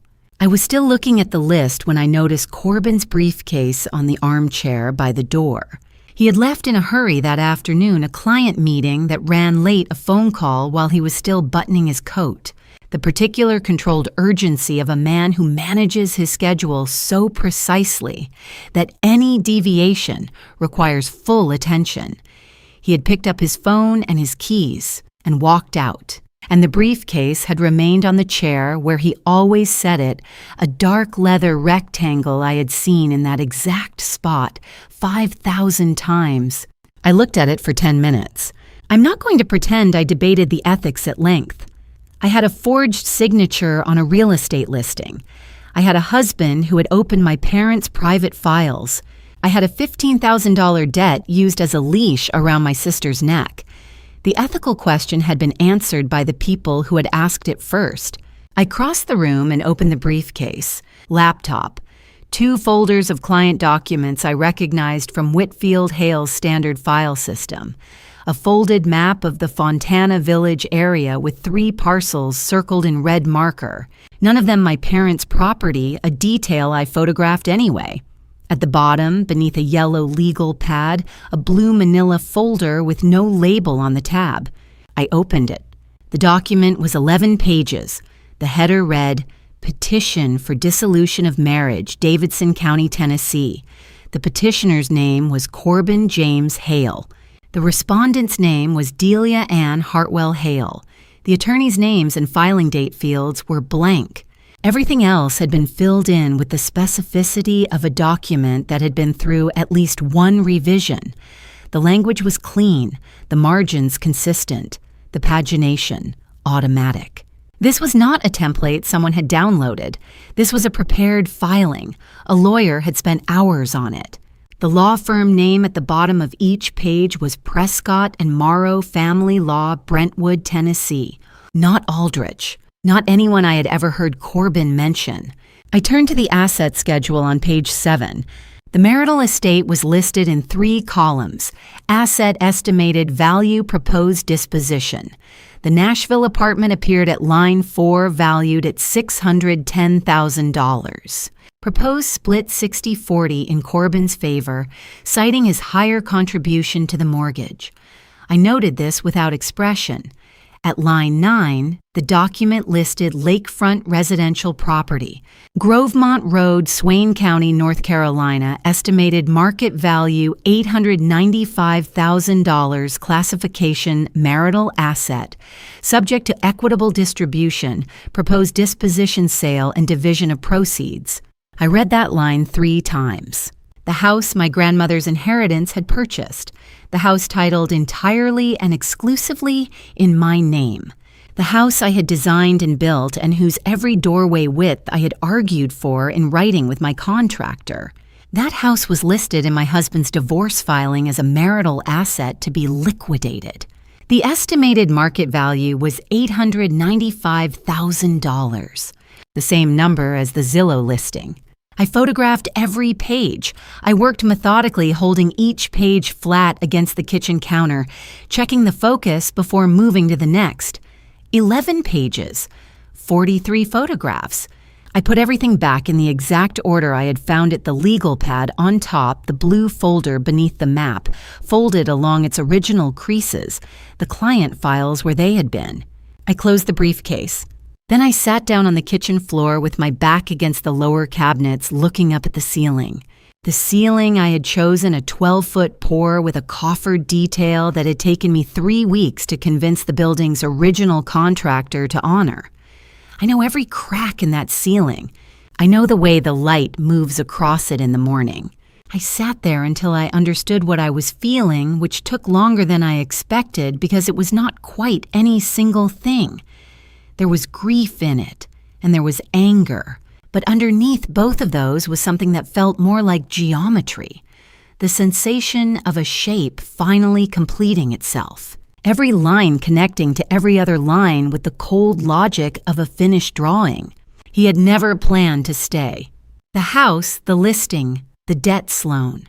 These were not reactions to something I had done or failed to do. They were a plan, a structured, staged, legally prepared plan with a law firm in Brentwood and a listing agent in his own company and a timeline that had been running in parallel to our marriage for at least a year. I heard his key in the door at 9:45. I was at the stove when he walked in, reheating the soup I had made 2 hours earlier, the kitchen smelling of thyme and warm bread. He set his briefcase on the armchair. He looked at me with the expression I had studied for 6 years. "How was your day?" he asked. "Quiet," I said. "Yours long." He loosened his tie. "That soup smells good." "It should be ready in 10 minutes." He picked up the briefcase, said he was going to check email, and walked into the study. I heard the briefcase open. I heard the rustle of papers. Then I heard nothing. My phone vibrated against the counter. Nadine found her. Sloan. She's at Vanderbilt again. Same floor. I know who she's visiting. I turned the soup to low and did not move for a long moment. I met Nadine in the hospital parking structure on a Tuesday afternoon. She had 20 minutes between shifts. She was still in her scrubs, her badge clipped to her chest pocket, and she talked the way she always talks when time is short, fast, sequential, no detours. I had learned as a child to keep up or fall behind, and I kept up. She had found a spot on the second level of the parking structure, away from the elevator bank, where the ambient noise of the ventilation system covered conversation without requiring you to lower your voice. I noticed she had chosen it deliberately. Nadine had been a nurse for 11 years. She understood institutional surveillance better than most people thought to consider. His name is Raymond Voss, she said, 58, private investor. He's been in the cardiac unit since the second week of January, stress-related arrhythmia managed stable. He'll probably be discharged within the next 10 days. She pulled out her phone and showed me a photograph. Not a patient photograph, a public one. The kind that appears on investment firm bios and LinkedIn profiles and the business section of the Nashville Business Journal. A man in his late 50s with a particular look of someone who has made significant money and intends for you to know it without being told directly. I can't access his chart, she said. Patient confidentiality applies regardless of what I suspect. But I can access public court records, and so can anyone with a laptop in 15 minutes. She had spent her lunch break in the staff lounge with her laptop. Raymond Voss had filed a civil suit against Corbin James Hale in Davidson County Circuit Court 14 months ago. The claim, breach of contract and fraud in connection with a private investment arrangement. The amount in dispute, $340,000. The case status as of the previous Friday pending, with a trial date set for May 2024. I looked at the number on her screen for a moment. Corbin never mentioned a lawsuit, I said.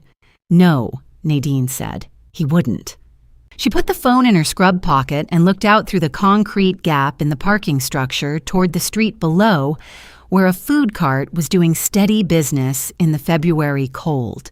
Here is what I think happened, she said, and I want you to tell me where I'm wrong. I nodded. Corbin had a deal with Voss sometime in 2022. Real estate investment, probably it's what he knows, it's where the numbers are. Something went wrong. Maybe the market, maybe Corbin, maybe both. Voss lost $340,000 and he wants it back. Corbin doesn't have it.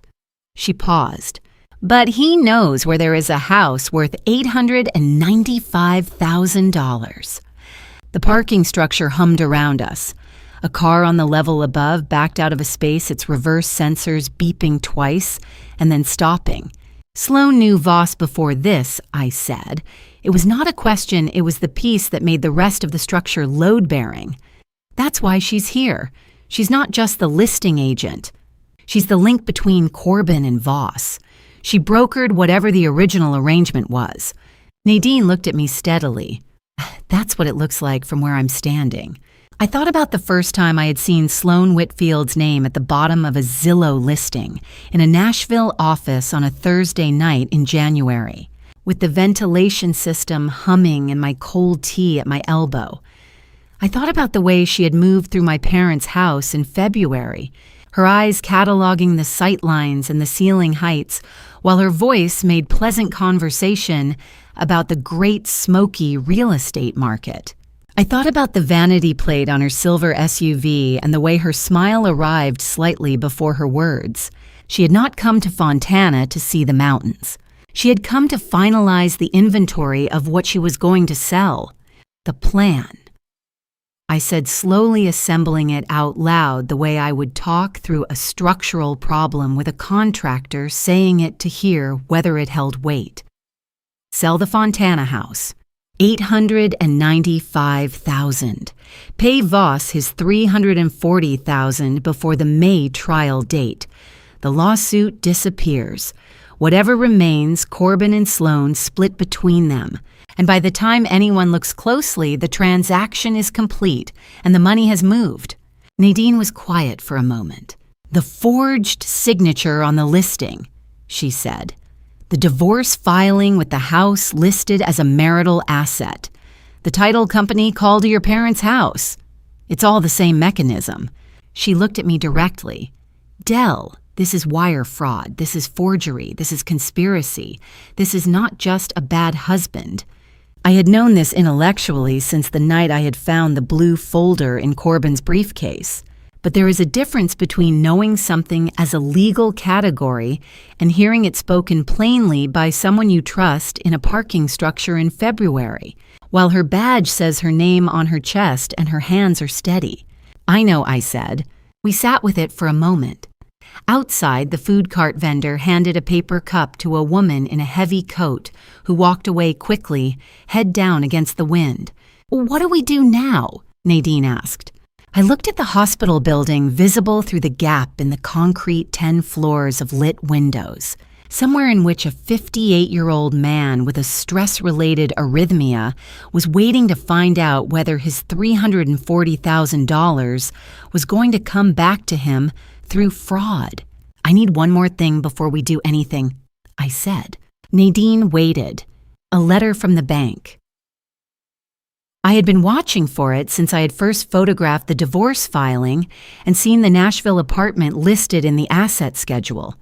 If Corbin had taken out a mortgage against the marital property to generate cash to make payments to keep Voss patient, to fund the gap while the Fontana listing moved through the system, there would be a paper trail. Banks generate paper trails automatically regardless of what anyone prefers. There should be a letter. If he did what I think he did, it'll show up in the mail within the next few days. Nadine studied me for a moment with the expression she reserves for patients who are holding themselves together through an act of will, and not much else. Okay, she said. She opened the car door. Shift starting in 4 minutes. She paused with one foot on the concrete.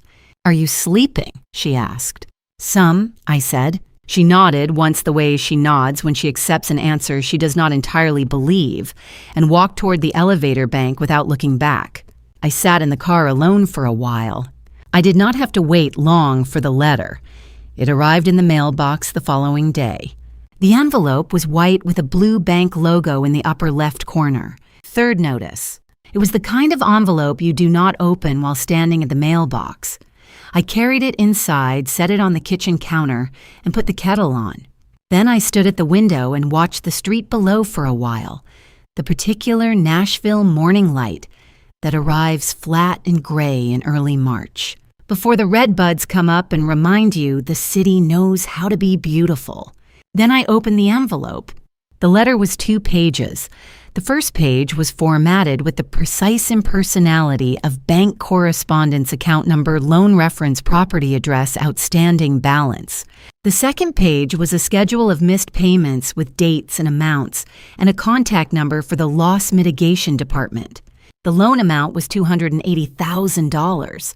The origination date was 7 months prior, July 2023. The collateral property listed was our Nashville apartment. The borrowers listed were Corbin James Hale and Delia Ann Hartwell Hale. I set the letter down on the counter and looked at my name on the page for a long moment. My name, and beneath it, a signature. The signature had the same quality I had noticed on the Zillow listing, slightly thicker than my actual hand, the letters shaped with too much deliberate attention, the pen pressure too consistent. Someone thinking about how I sign my name rather than simply signing it. I had not signed anything in July 2023. In July 2023, I'd been driving between Nashville and Fontana every other weekend to check on construction progress. I had been reviewing Bowen's punch lists and arguing with a tile supplier about a delayed shipment for the bathroom floors. I had been doing exactly what I had been doing for 14 months, which was building something with my hands and my inheritance and my attention, and I had not signed a $280,000 mortgage on my Nashville apartment. I thought about that summer, the 6 quiet months of 2023, the evenings in the Nashville apartment when Corbin and I ate in silence, and the space between us felt like something that had been measured and found wanting. I had watched him studying a bank statement one night at the kitchen table, and I had registered something calculating in his expression without understanding what he was calculating. I understood now. He had already signed the loan documents. He was tracking the disbursement. I called the bank first. The customer service representative confirmed the loan was active, the disbursement had been processed, and the funds had been transferred to an external account at origination. She could not tell me which account over the phone. She could tell me the loan was currently 3 payments in arrears, and that a formal notice of default would follow if the delinquency was not resolved within 30 days. I thanked her and ended the call. Then I sat down at the kitchen table and looked at the number I had written on the notepad in front of me, $280,000. Disbursed, transferred, gone.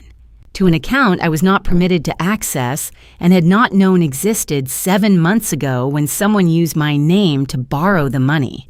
I looked up the number Fletcher had given me in February, the one from his careful carpenter's handwriting, each digit deliberate. Not the title company number, the other number. The one I had carried in my wallet since the night in the dark bedroom at Fontana, the night he had put his hand on my shoulder and walked out. I dialed. The phone rang twice. "Aldrich Law," said a woman's voice. "My name is Delia Hartwell," I said. "I need to speak with Mr. Aldrich. My father is Fletcher Hartwell. He may have mentioned my name." There was a brief pause, not uncertainty, but the kind of pause that comes before a prepared response. "One moment, Miss Hartwell." The hold music was classical, something unhurried and precise. I had time to refill my coffee before the line clicked. "Delia."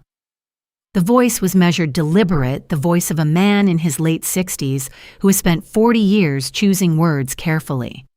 "I've been expecting your call." I set my coffee down. "Your father called me 6 weeks ago," Aldrich said. "Early on a Saturday morning before 7. He told me what he had seen the man at the filing drawer, the phone call from the title company, the weekend visit with the woman from the real estate firm. He asked me what it meant and what he should do." A pause. "I told him to wait until you came to me. He said he thought you would." 6 weeks ago, the Saturday morning at Fontana when I had heard Fletcher's voice in the hallway, low and deliberate, and decided before Corbin and Sloane came downstairs. He had been calling Aldrich.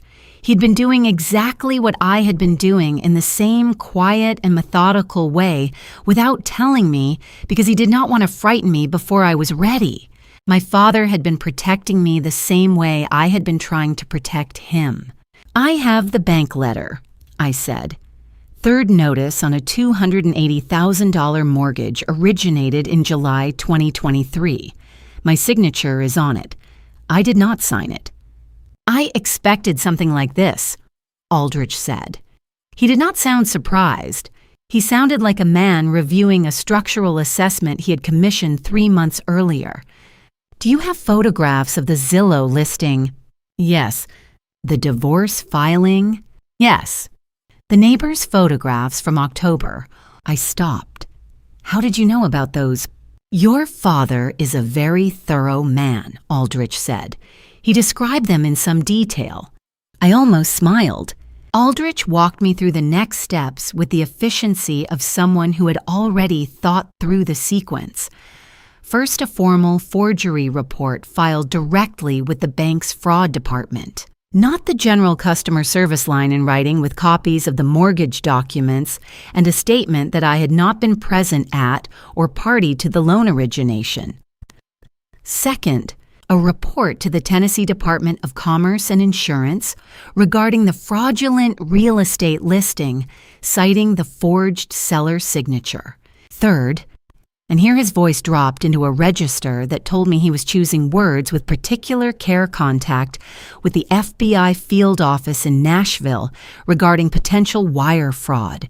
Given that the Zillow listing had been transmitted electronically across state lines, and the mortgage disbursement had involved electronic funds transfer, at the Fontana house, he said, "is yours. The deed is clear. The purchase was made with separate property funds and the title has never been encumbered. Any claim that it constitutes a marital asset is legally unsupportable, and the attempt to list it for sale using a forged signature constitutes criminal fraud, not a civil dispute." "I know," I said. "You have grounds for criminal charges," he said. "Multiple counts, potentially federal." We were quiet for a moment. I looked at the kitchen table, the bank letter, the notepad with the $280,000 written in my hand. Outside the window, the March light had shifted slightly still gray, but with the faint suggestion of something warmer underneath the way early spring always announces itself in Tennessee before it commits. "Aldrich," I said, "I need one more week." He considered this. "Why?" "Because I want to be there when it happens," I said. "I want to be in that house." Another pause longer this time. "All right," he said. "1 week. Call me before you do anything." After I ended the call, I spread everything across the kitchen table. The bank letter, the 43 photographs of the divorce filing, the Zillow listing screenshots, Vera's photographs, printed at the pharmacy in December, the title company phone number in Fletcher's handwriting, the notepad with my running list of facts. I looked at all of it together for the first time. Every piece had arrived separately through a Zillow alert, a parking garage conversation, a briefcase left on a chair, a neighbor's morning walk, a father's 6 a.m. phone call. Each piece alone was a question. Together they were an answer. I gathered everything into a single manila folder ordered by date and closed it. Then I called Nadine. "Saturday," I said. "Fontana, I need Mom and Dad there, and I need Corbin there." She was quiet for a beat. "Are you sure?" "I built that house," I said. "I'm going to be standing in it when this is over." I drove to Fontana alone that Saturday morning. I left Nashville before sunrise. The interstate was nearly empty in the dark, and the mountains rose on either side of the highway as I came into the Smokies, dark shapes against a sky just beginning to shift from black to the particular gray that comes before dawn commits to anything. I had made this drive dozens of times. I knew the point where the road begins to descend toward the lake, where the tree line opens, and you catch the first glimpse of water between the ridges. I had been looking forward to that moment every time I made this drive for the past 2 years. I was still looking forward to it. That surprised me a little. I had called Corbin on Thursday evening and told him I wanted to spend the weekend at Fontana. I said I needed to check on a few things at the house and thought it would be good for us to see my parents. I said it in the voice I had developed over the past 6 weeks, even warm, entirely ordinary. He said that sounded good. He said he would drive up Saturday morning and I could go ahead Friday night if I wanted to get an early start. I said I would go Saturday morning too, early. He did not ask why. The house was lit when I pulled in just after 6:30. My mother was already up. Dorothea has not slept past 5:30 since she retired, a habit formed from 30 years of arriving at school before the buses. The kitchen window glowed yellow against the gray morning, and I sat in the car for a moment looking at it before I went inside. Fletcher was at the table in the clothes he wore for mornings. He considered significant the dark flannel shirt he kept for town visits and doctor's appointments, and the occasions when he wanted to feel like himself rather than like a man managing a diagnosis. He had combed his hair. He looked at me when I came in, the way he had looked at me the night I graduated from architecture school, the particular look of a father who is proud of something and has no adequate words for it and does not intend to try. I sat down across from him. Dorothea set a mug in front of me without asking. Then she set Fletcher's mug on the table, the wide-based ceramic mug with the heavy bottom, the one I had left on their Knoxville stove 3 years ago without a note or an explanation. I had ordered 2 of them. Ordered them. because I had watched my father hold his morning coffee with both hands like a man steadying himself. And I had not wanted to say anything about it, and I had not said anything about it, and neither had he. He picked it up with one hand. He looked at me. I looked back. We did not say anything for a long moment, and we did not need to. There are conversations that have already been had, not in words, but in accumulated mornings and small, careful choices, and the kind of attention that does not announce itself. This was the last quiet morning before the day changed, and we both understood that, and we sat in it together the way you sit in the last hour of something good, not trying to hold it, just letting it be what it is. Dorothea poured her own coffee and sat down at the end of the table. She wrapped both hands around her mug and looked at the kitchen window where the light was coming up now over the ridge, pale gold tentative, the way March light is in the mountains before it decides to be generous. "I knew something was wrong with Corbin before you married him," she said. She said it the way she said things she had thought about for a long time quietly without preamble, as though she were stating something that had already been established and simply needed to be spoken aloud. I looked at her. "I didn't say anything because I thought I might be wrong," she continued. "I spent 6 years hoping I was wrong." She looked at her coffee. "I wasn't wrong." "No, I said. You weren't." She nodded once, the small decisive nod of a woman who has been a teacher long enough to know when a conversation has reached its necessary conclusion. She did not apologize. She did not ask me to absolve her. She simply said the true thing and let it sit on the table with the rest of us. Fletcher looked at the lake through the window. The water was still this early, the surface catching the new light in long, pale streaks. He watched it for a while with the expression he wore when he was working through a problem in the shop, patient inward, following a thought to its end without rushing it. "You built this house because you saw me," he said.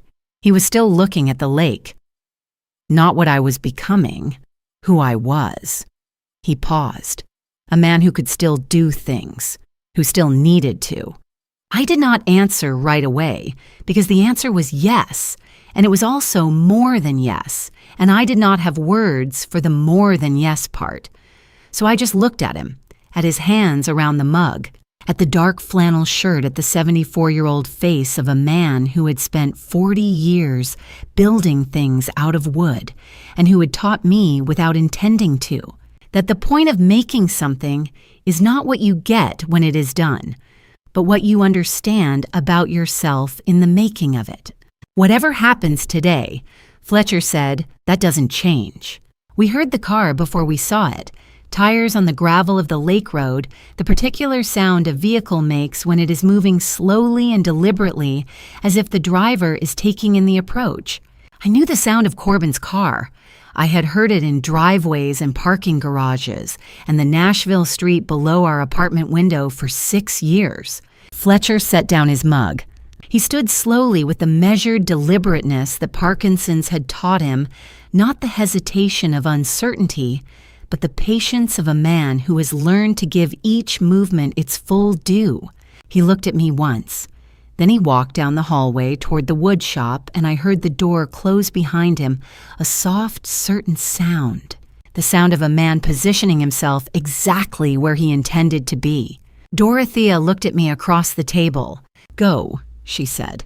I picked up the manila folder from the chair beside me and walked to the front door.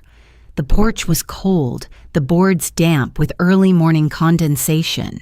The lake spread out beyond the dock in the pale morning light. I stood at the top of the steps. No steps, the porch flush with the path, just as I had designed it, and I breathed the mountain air, and I waited. Corbin's car came around the bend. It slowed. It stopped. He got out and he saw me standing there with the folder in my hands, and he stopped moving for just a moment, a single beat, barely visible. The hesitation of a man encountering something that is not where he expected it to be. Then the smile came practiced and warm. "Hey, Dell," he lifted a hand. "I didn't know you'd be out here already." I looked at him across the path my father could walk on his own. "I know you didn't," I said. We sat down at the porch table. I had set 2 chairs across from each other before Corbin arrived, not side by side the way we usually sat when we watched the lake, but across the table between us. He noticed. He did not say anything about it. He set his coffee on the table and looked out at the water and made a comment about the morning light. The way people make comments about neutral things when they are reading a room and not yet certain what they are reading. The lake was flat and still. The kind of still that happens before the weather shifts. I opened the manila folder and placed the first photograph on the table between us. The Zillow listing. Professional photography. Professional layout. $895,000. Sloan Whitfield listed as agent. My name in the seller field. The signature beneath it. Corbin looked at it. He did not look away immediately, which told me he had prepared for this possibility, not this exact morning, but the possibility that I might find it. He had a response ready. I could see him reaching for it. The market out here is strong right now, he said. His voice was measured reasonable, the voice he used with clients who needed to be redirected. I've been looking at options for... That's my signature, Corbin. He stopped. I didn't sign it. I said, I have never signed anything related to that listing. I did not authorize the listing. I did not authorize anyone to sign on my behalf. I let that sit for a moment. The house is titled in my name, purchased with my separate property funds. You know this. The lake made a small sound against the dock pilings, a bird somewhere in the tree line. I placed the second photograph on the table. Vera's photographs enlarged and printed clearly the date stamp visible in the lower corner, October 14th, 2023. 2 figures at the property line. Corbin in the gray jacket he had worn to a client dinner in September that year. The woman beside him with her face partly turned toward the lake. You were here in October, I said. You told me in November that you wanted to see the house, that you thought it was time. I looked at him. You had already been here, with Sloan Whitfield. 6 weeks before you asked to visit. I was in the area for work, with your listing agent. I kept my voice level. The woman who signed my name to a fraudulent real estate document. He looked at the photograph and then looked at the lake. The gesture of a man recalibrating. I placed the third item on the table. A single sheet of paper. Raymond Voss. The civil suit filing number, the Davidson County Circuit Court docket, the amount in dispute, $340,000. The trial date, May 2024. Something changed in Corbin's face. It was not dramatic, not a flinch, not a visible reaction. It was more like a door closing behind something. He looked at the paper. He looked at the water. He did not look at me. I gave him a moment with it. Then I placed the fourth item on the table, the photograph of the blue folder, the cover page of the dissolution filing his name as petitioner, my name as respondent, the Prescott and Morrow letterhead at the bottom. You had this prepared, I said, not as a threat, not as a last resort, as a plan. I smoothed the photograph flat with one hand. You were going to sell the house, pay Raymond Voss, and leave. The divorce filing was the exit. Sloan was the mechanism. You needed my signature on the listing, and you took it without asking. He was very still. I placed the fifth item on the table, the bank letter. Third notice, July 2023. Origination, $280,000. Our Nashville apartment is collateral, both names on the signature line. I didn't sign this either, I said. I was in Fontana in July. I was reviewing punch lists with Bowen. I have the emails. I looked at him directly. You refinanced our apartment without telling me. You used the money to make payments to Voss while you waited for the listing to move. The bank has been sending notices to an address you managed the mail for. Corbin sat back. He looked at the table covered in photographs and documents, the assembled record of 8 months of planning laid out in order on a porch table over a lake on a cold March morning. He looked at it the way a contractor looks at a completed structural assessment, understanding what it means running the options, finding none of them workable. Then he looked at me. "You want the truth," he said. His voice had shifted, not angry, not defensive, something colder and more deliberate. "You were always too busy taking care of everyone else to notice what was happening between us. You built this house for your father. You spent every other weekend driving out here. You thought about doorway widths and counter heights and whether the path to the dock had the right slope." He gestured at the house behind me. "You forgot you had a husband." I looked at him. He held my gaze with the expression of a man who has deployed this particular argument before and found it effective, the wounded partner, the neglected spouse, the man driven to desperate measures by a wife who prioritized everything else. It was a good argument. It was the kind of argument that makes people doubt themselves. I had spent 6 weeks deciding how to answer it. "You're right that I didn't see you," I said. "But what I didn't see in you was never worth seeing." The woodshop door opened. Fletcher came out slowly, the measured, deliberate steps of a man who has learned to give each movement its full attention. He was still in the dark flannel shirt. He walked to the edge of the porch and stood with his hand on the railing, and he looked at Corbin the way a carpenter looks at a piece of structural work that has failed, not with anger, but with the specific disappointment of someone who understands exactly where and why it gave way. He looked at the table. He looked at the photographs spread across it. He looked back at Corbin, a man who builds nothing. Fletcher said, has no right to take what others built. His hands were not entirely still. The tremor was there, the way it was always there. The thing that could not be stopped or hidden or managed away. But his voice was steady. His back was straight. He stood on the porch of the house his daughter had built for him, and he looked at the man who had tried to take it, and he did not look away. Nobody spoke. Corbin stood. He straightened his jacket, a small automatic gesture, the kind of thing the body does when the mind is already somewhere else. He looked at me one last time. "Aldrich called my office this morning," he said. It was not a question. He was not asking for confirmation. He was telling me that he understood what had already been set in motion, the bank fraud report, the Tennessee filing the federal referral. He was telling me that he knew. I did not answer. He walked down the path, the brushed concrete path with the slight grade I had argued for across 3 meetings with Bowens. The path that let my father walk to the water on his own, and he got into his car and he drove away. He did not look back. The tires made a sound on the gravel that faded with the engine, and then there was only the lake. Fletcher came to stand beside me at the porch railing. We stood there for a while, the two of us watching the water. His hand found the railing and held it. I put my hand next to his and did not say anything. The lake was the same lake it had always been, and I breathed slowly, completely, the way you breathe when something that has been pressing against your chest for a long time has finally lifted, and I looked out at the water, and I let the morning be what it was. Corbin was gone, but the paperwork was not. The 8 weeks that followed were the least cinematic part of everything that happened.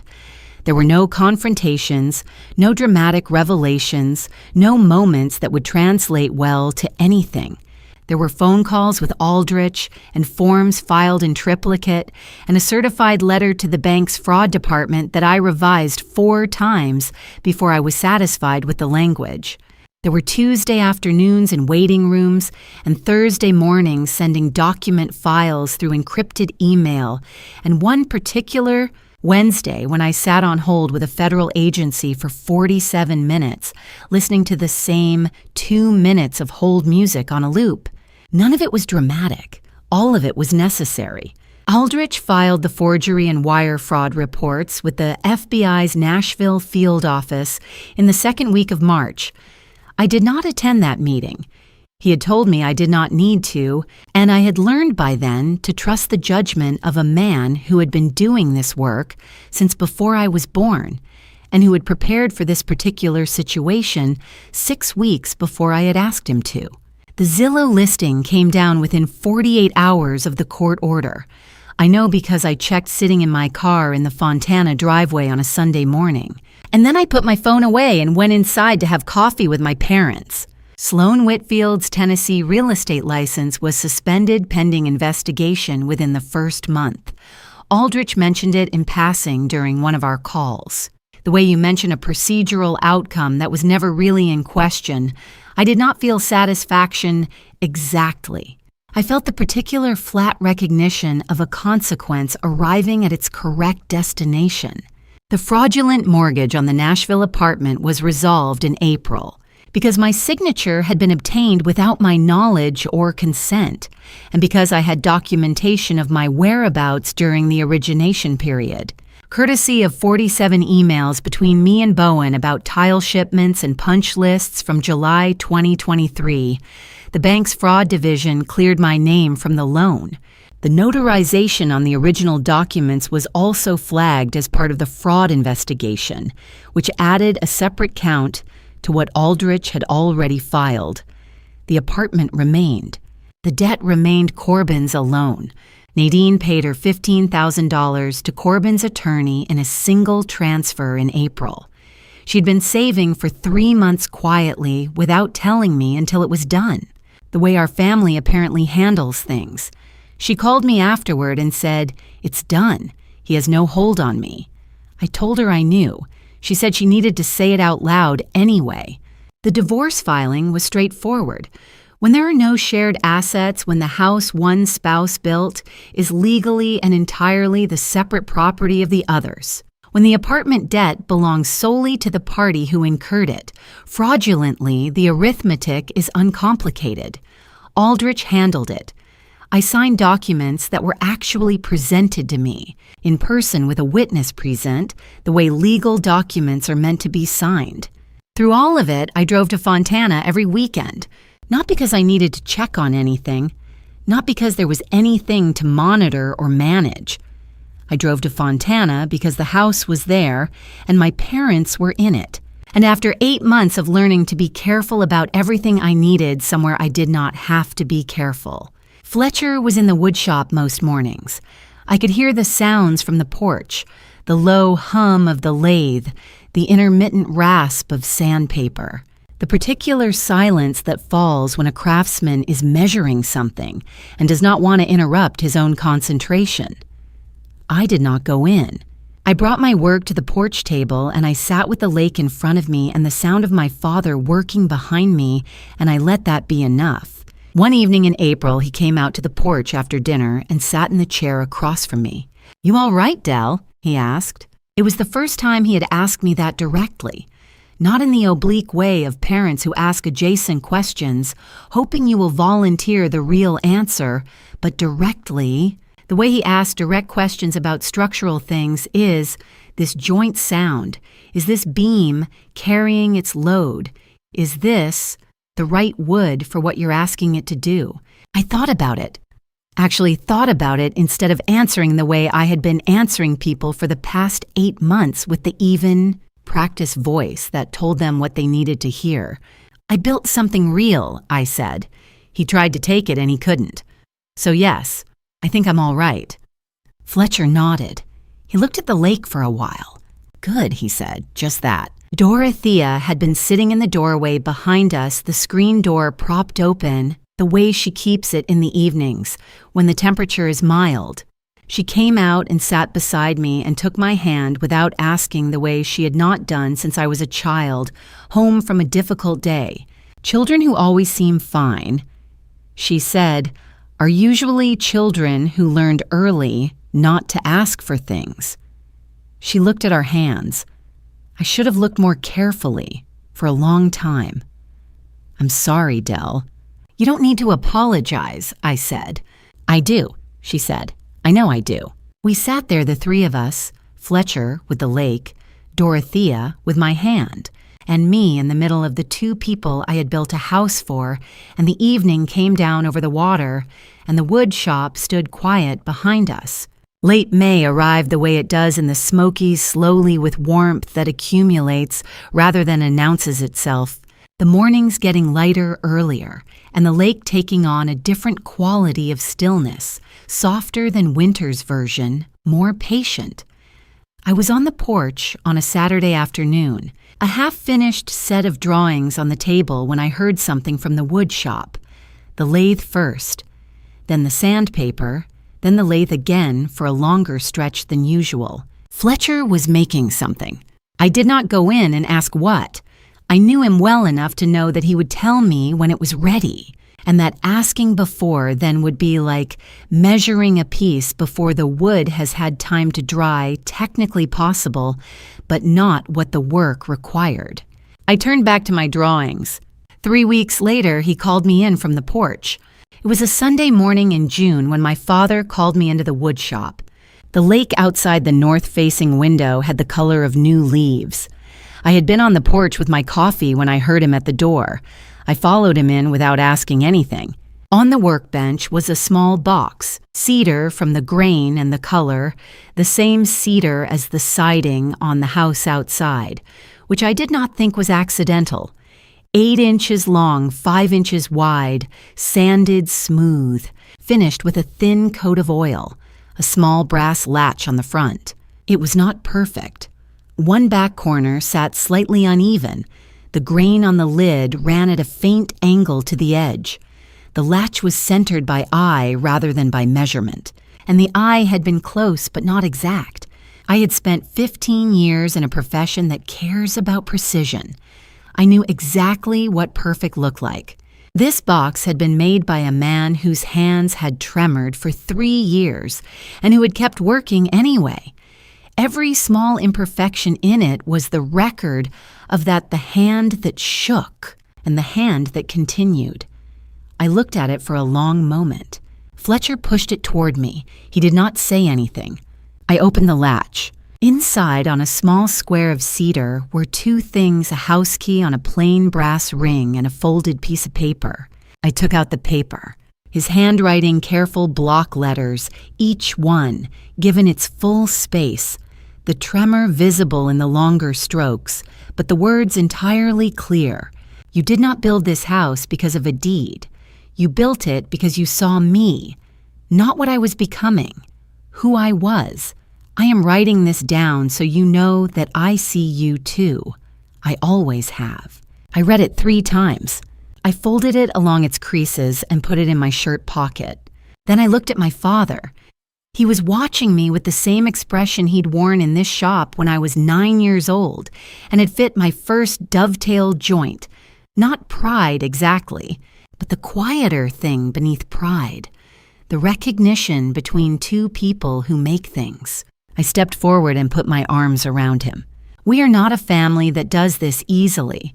We say things through action, through wide doorways and weighted mugs and paths built to the right grade. I had known this about us my whole life and always found it sufficient. But I held on. He let me. One hand came up slowly and rested on my back. We stood in the cedar-smelling shop in the June morning, and neither of us said a word. The 3 of us sat on the porch afterward. Fletcher had his wide-based mug. Dorothea had her tea. I sat with my hands empty, the key, and the note in my pocket, the small box on the table between us. We talked about ordinary things, the garden along the south wall, whether the far dockboards needed replacing before fall. The conversation of people comfortable enough not to need it to mean anything beyond itself.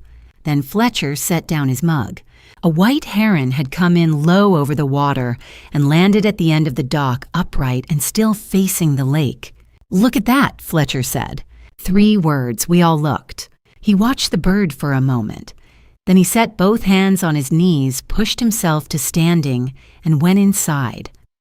We heard the closet door. He came back out with his shoes on. He walked to the top of the path. Brushed concrete, 5% grade, railings on both sides. I had spent 3 separate meetings arguing for that grade because the difference between 5% and 7 was the difference between a path a man could walk alone and one he could not. Fletcher put his hand on the railing and he walked down 1 step at a time without hurrying all the way to the dock. I stood at the porch railing and watched. I did not follow. That walk was his. It had always been his. I had only made sure the ground beneath it was level enough for him to take it. He reached the end of the dock and stood beside the heron. The bird did not fly. The 2 of them looked out at the water together, the man and the bird at the end of the dock. On a Sunday morning in June, Dorothea came to stand beside me. "He made it to the dock," she said quietly. "I know," I said. "Because of you." I shook my head. "Because of him. I just made the door wide enough." She put her hand through my arm. We stood there together and watched him at the end of the dock, and neither of us said anything more. That afternoon, I drove back to Nashville alone. I stopped at the overlook near the top of the pass, where the road crests and the Great Smoky Mountains open out below ridge after ridge, June green and layered in the afternoon haze, going further than the eye can follow. I took the note from my shirt pocket and read it 1 more time. Then I folded it carefully along its creases and put it in my wallet. It is still there. People ask me what I learned from all of this. I learned that family betrayal does not always arrive with a fight. Sometimes it arrives in a briefcase left on a chair, a signature that is not yours, a smile that practiced itself in the mirror before it met you. Family betrayal is quiet, and that is exactly what makes it dangerous. I also learned that family revenge is not the answer I thought it was. I did not plan this as family revenge. I planned it as a record of the truth laid out in order on a table, in the house I built with my own money and my own hands. Let the truth do the work. It is better at it than anger. Here is my honest advice. Do not be like me.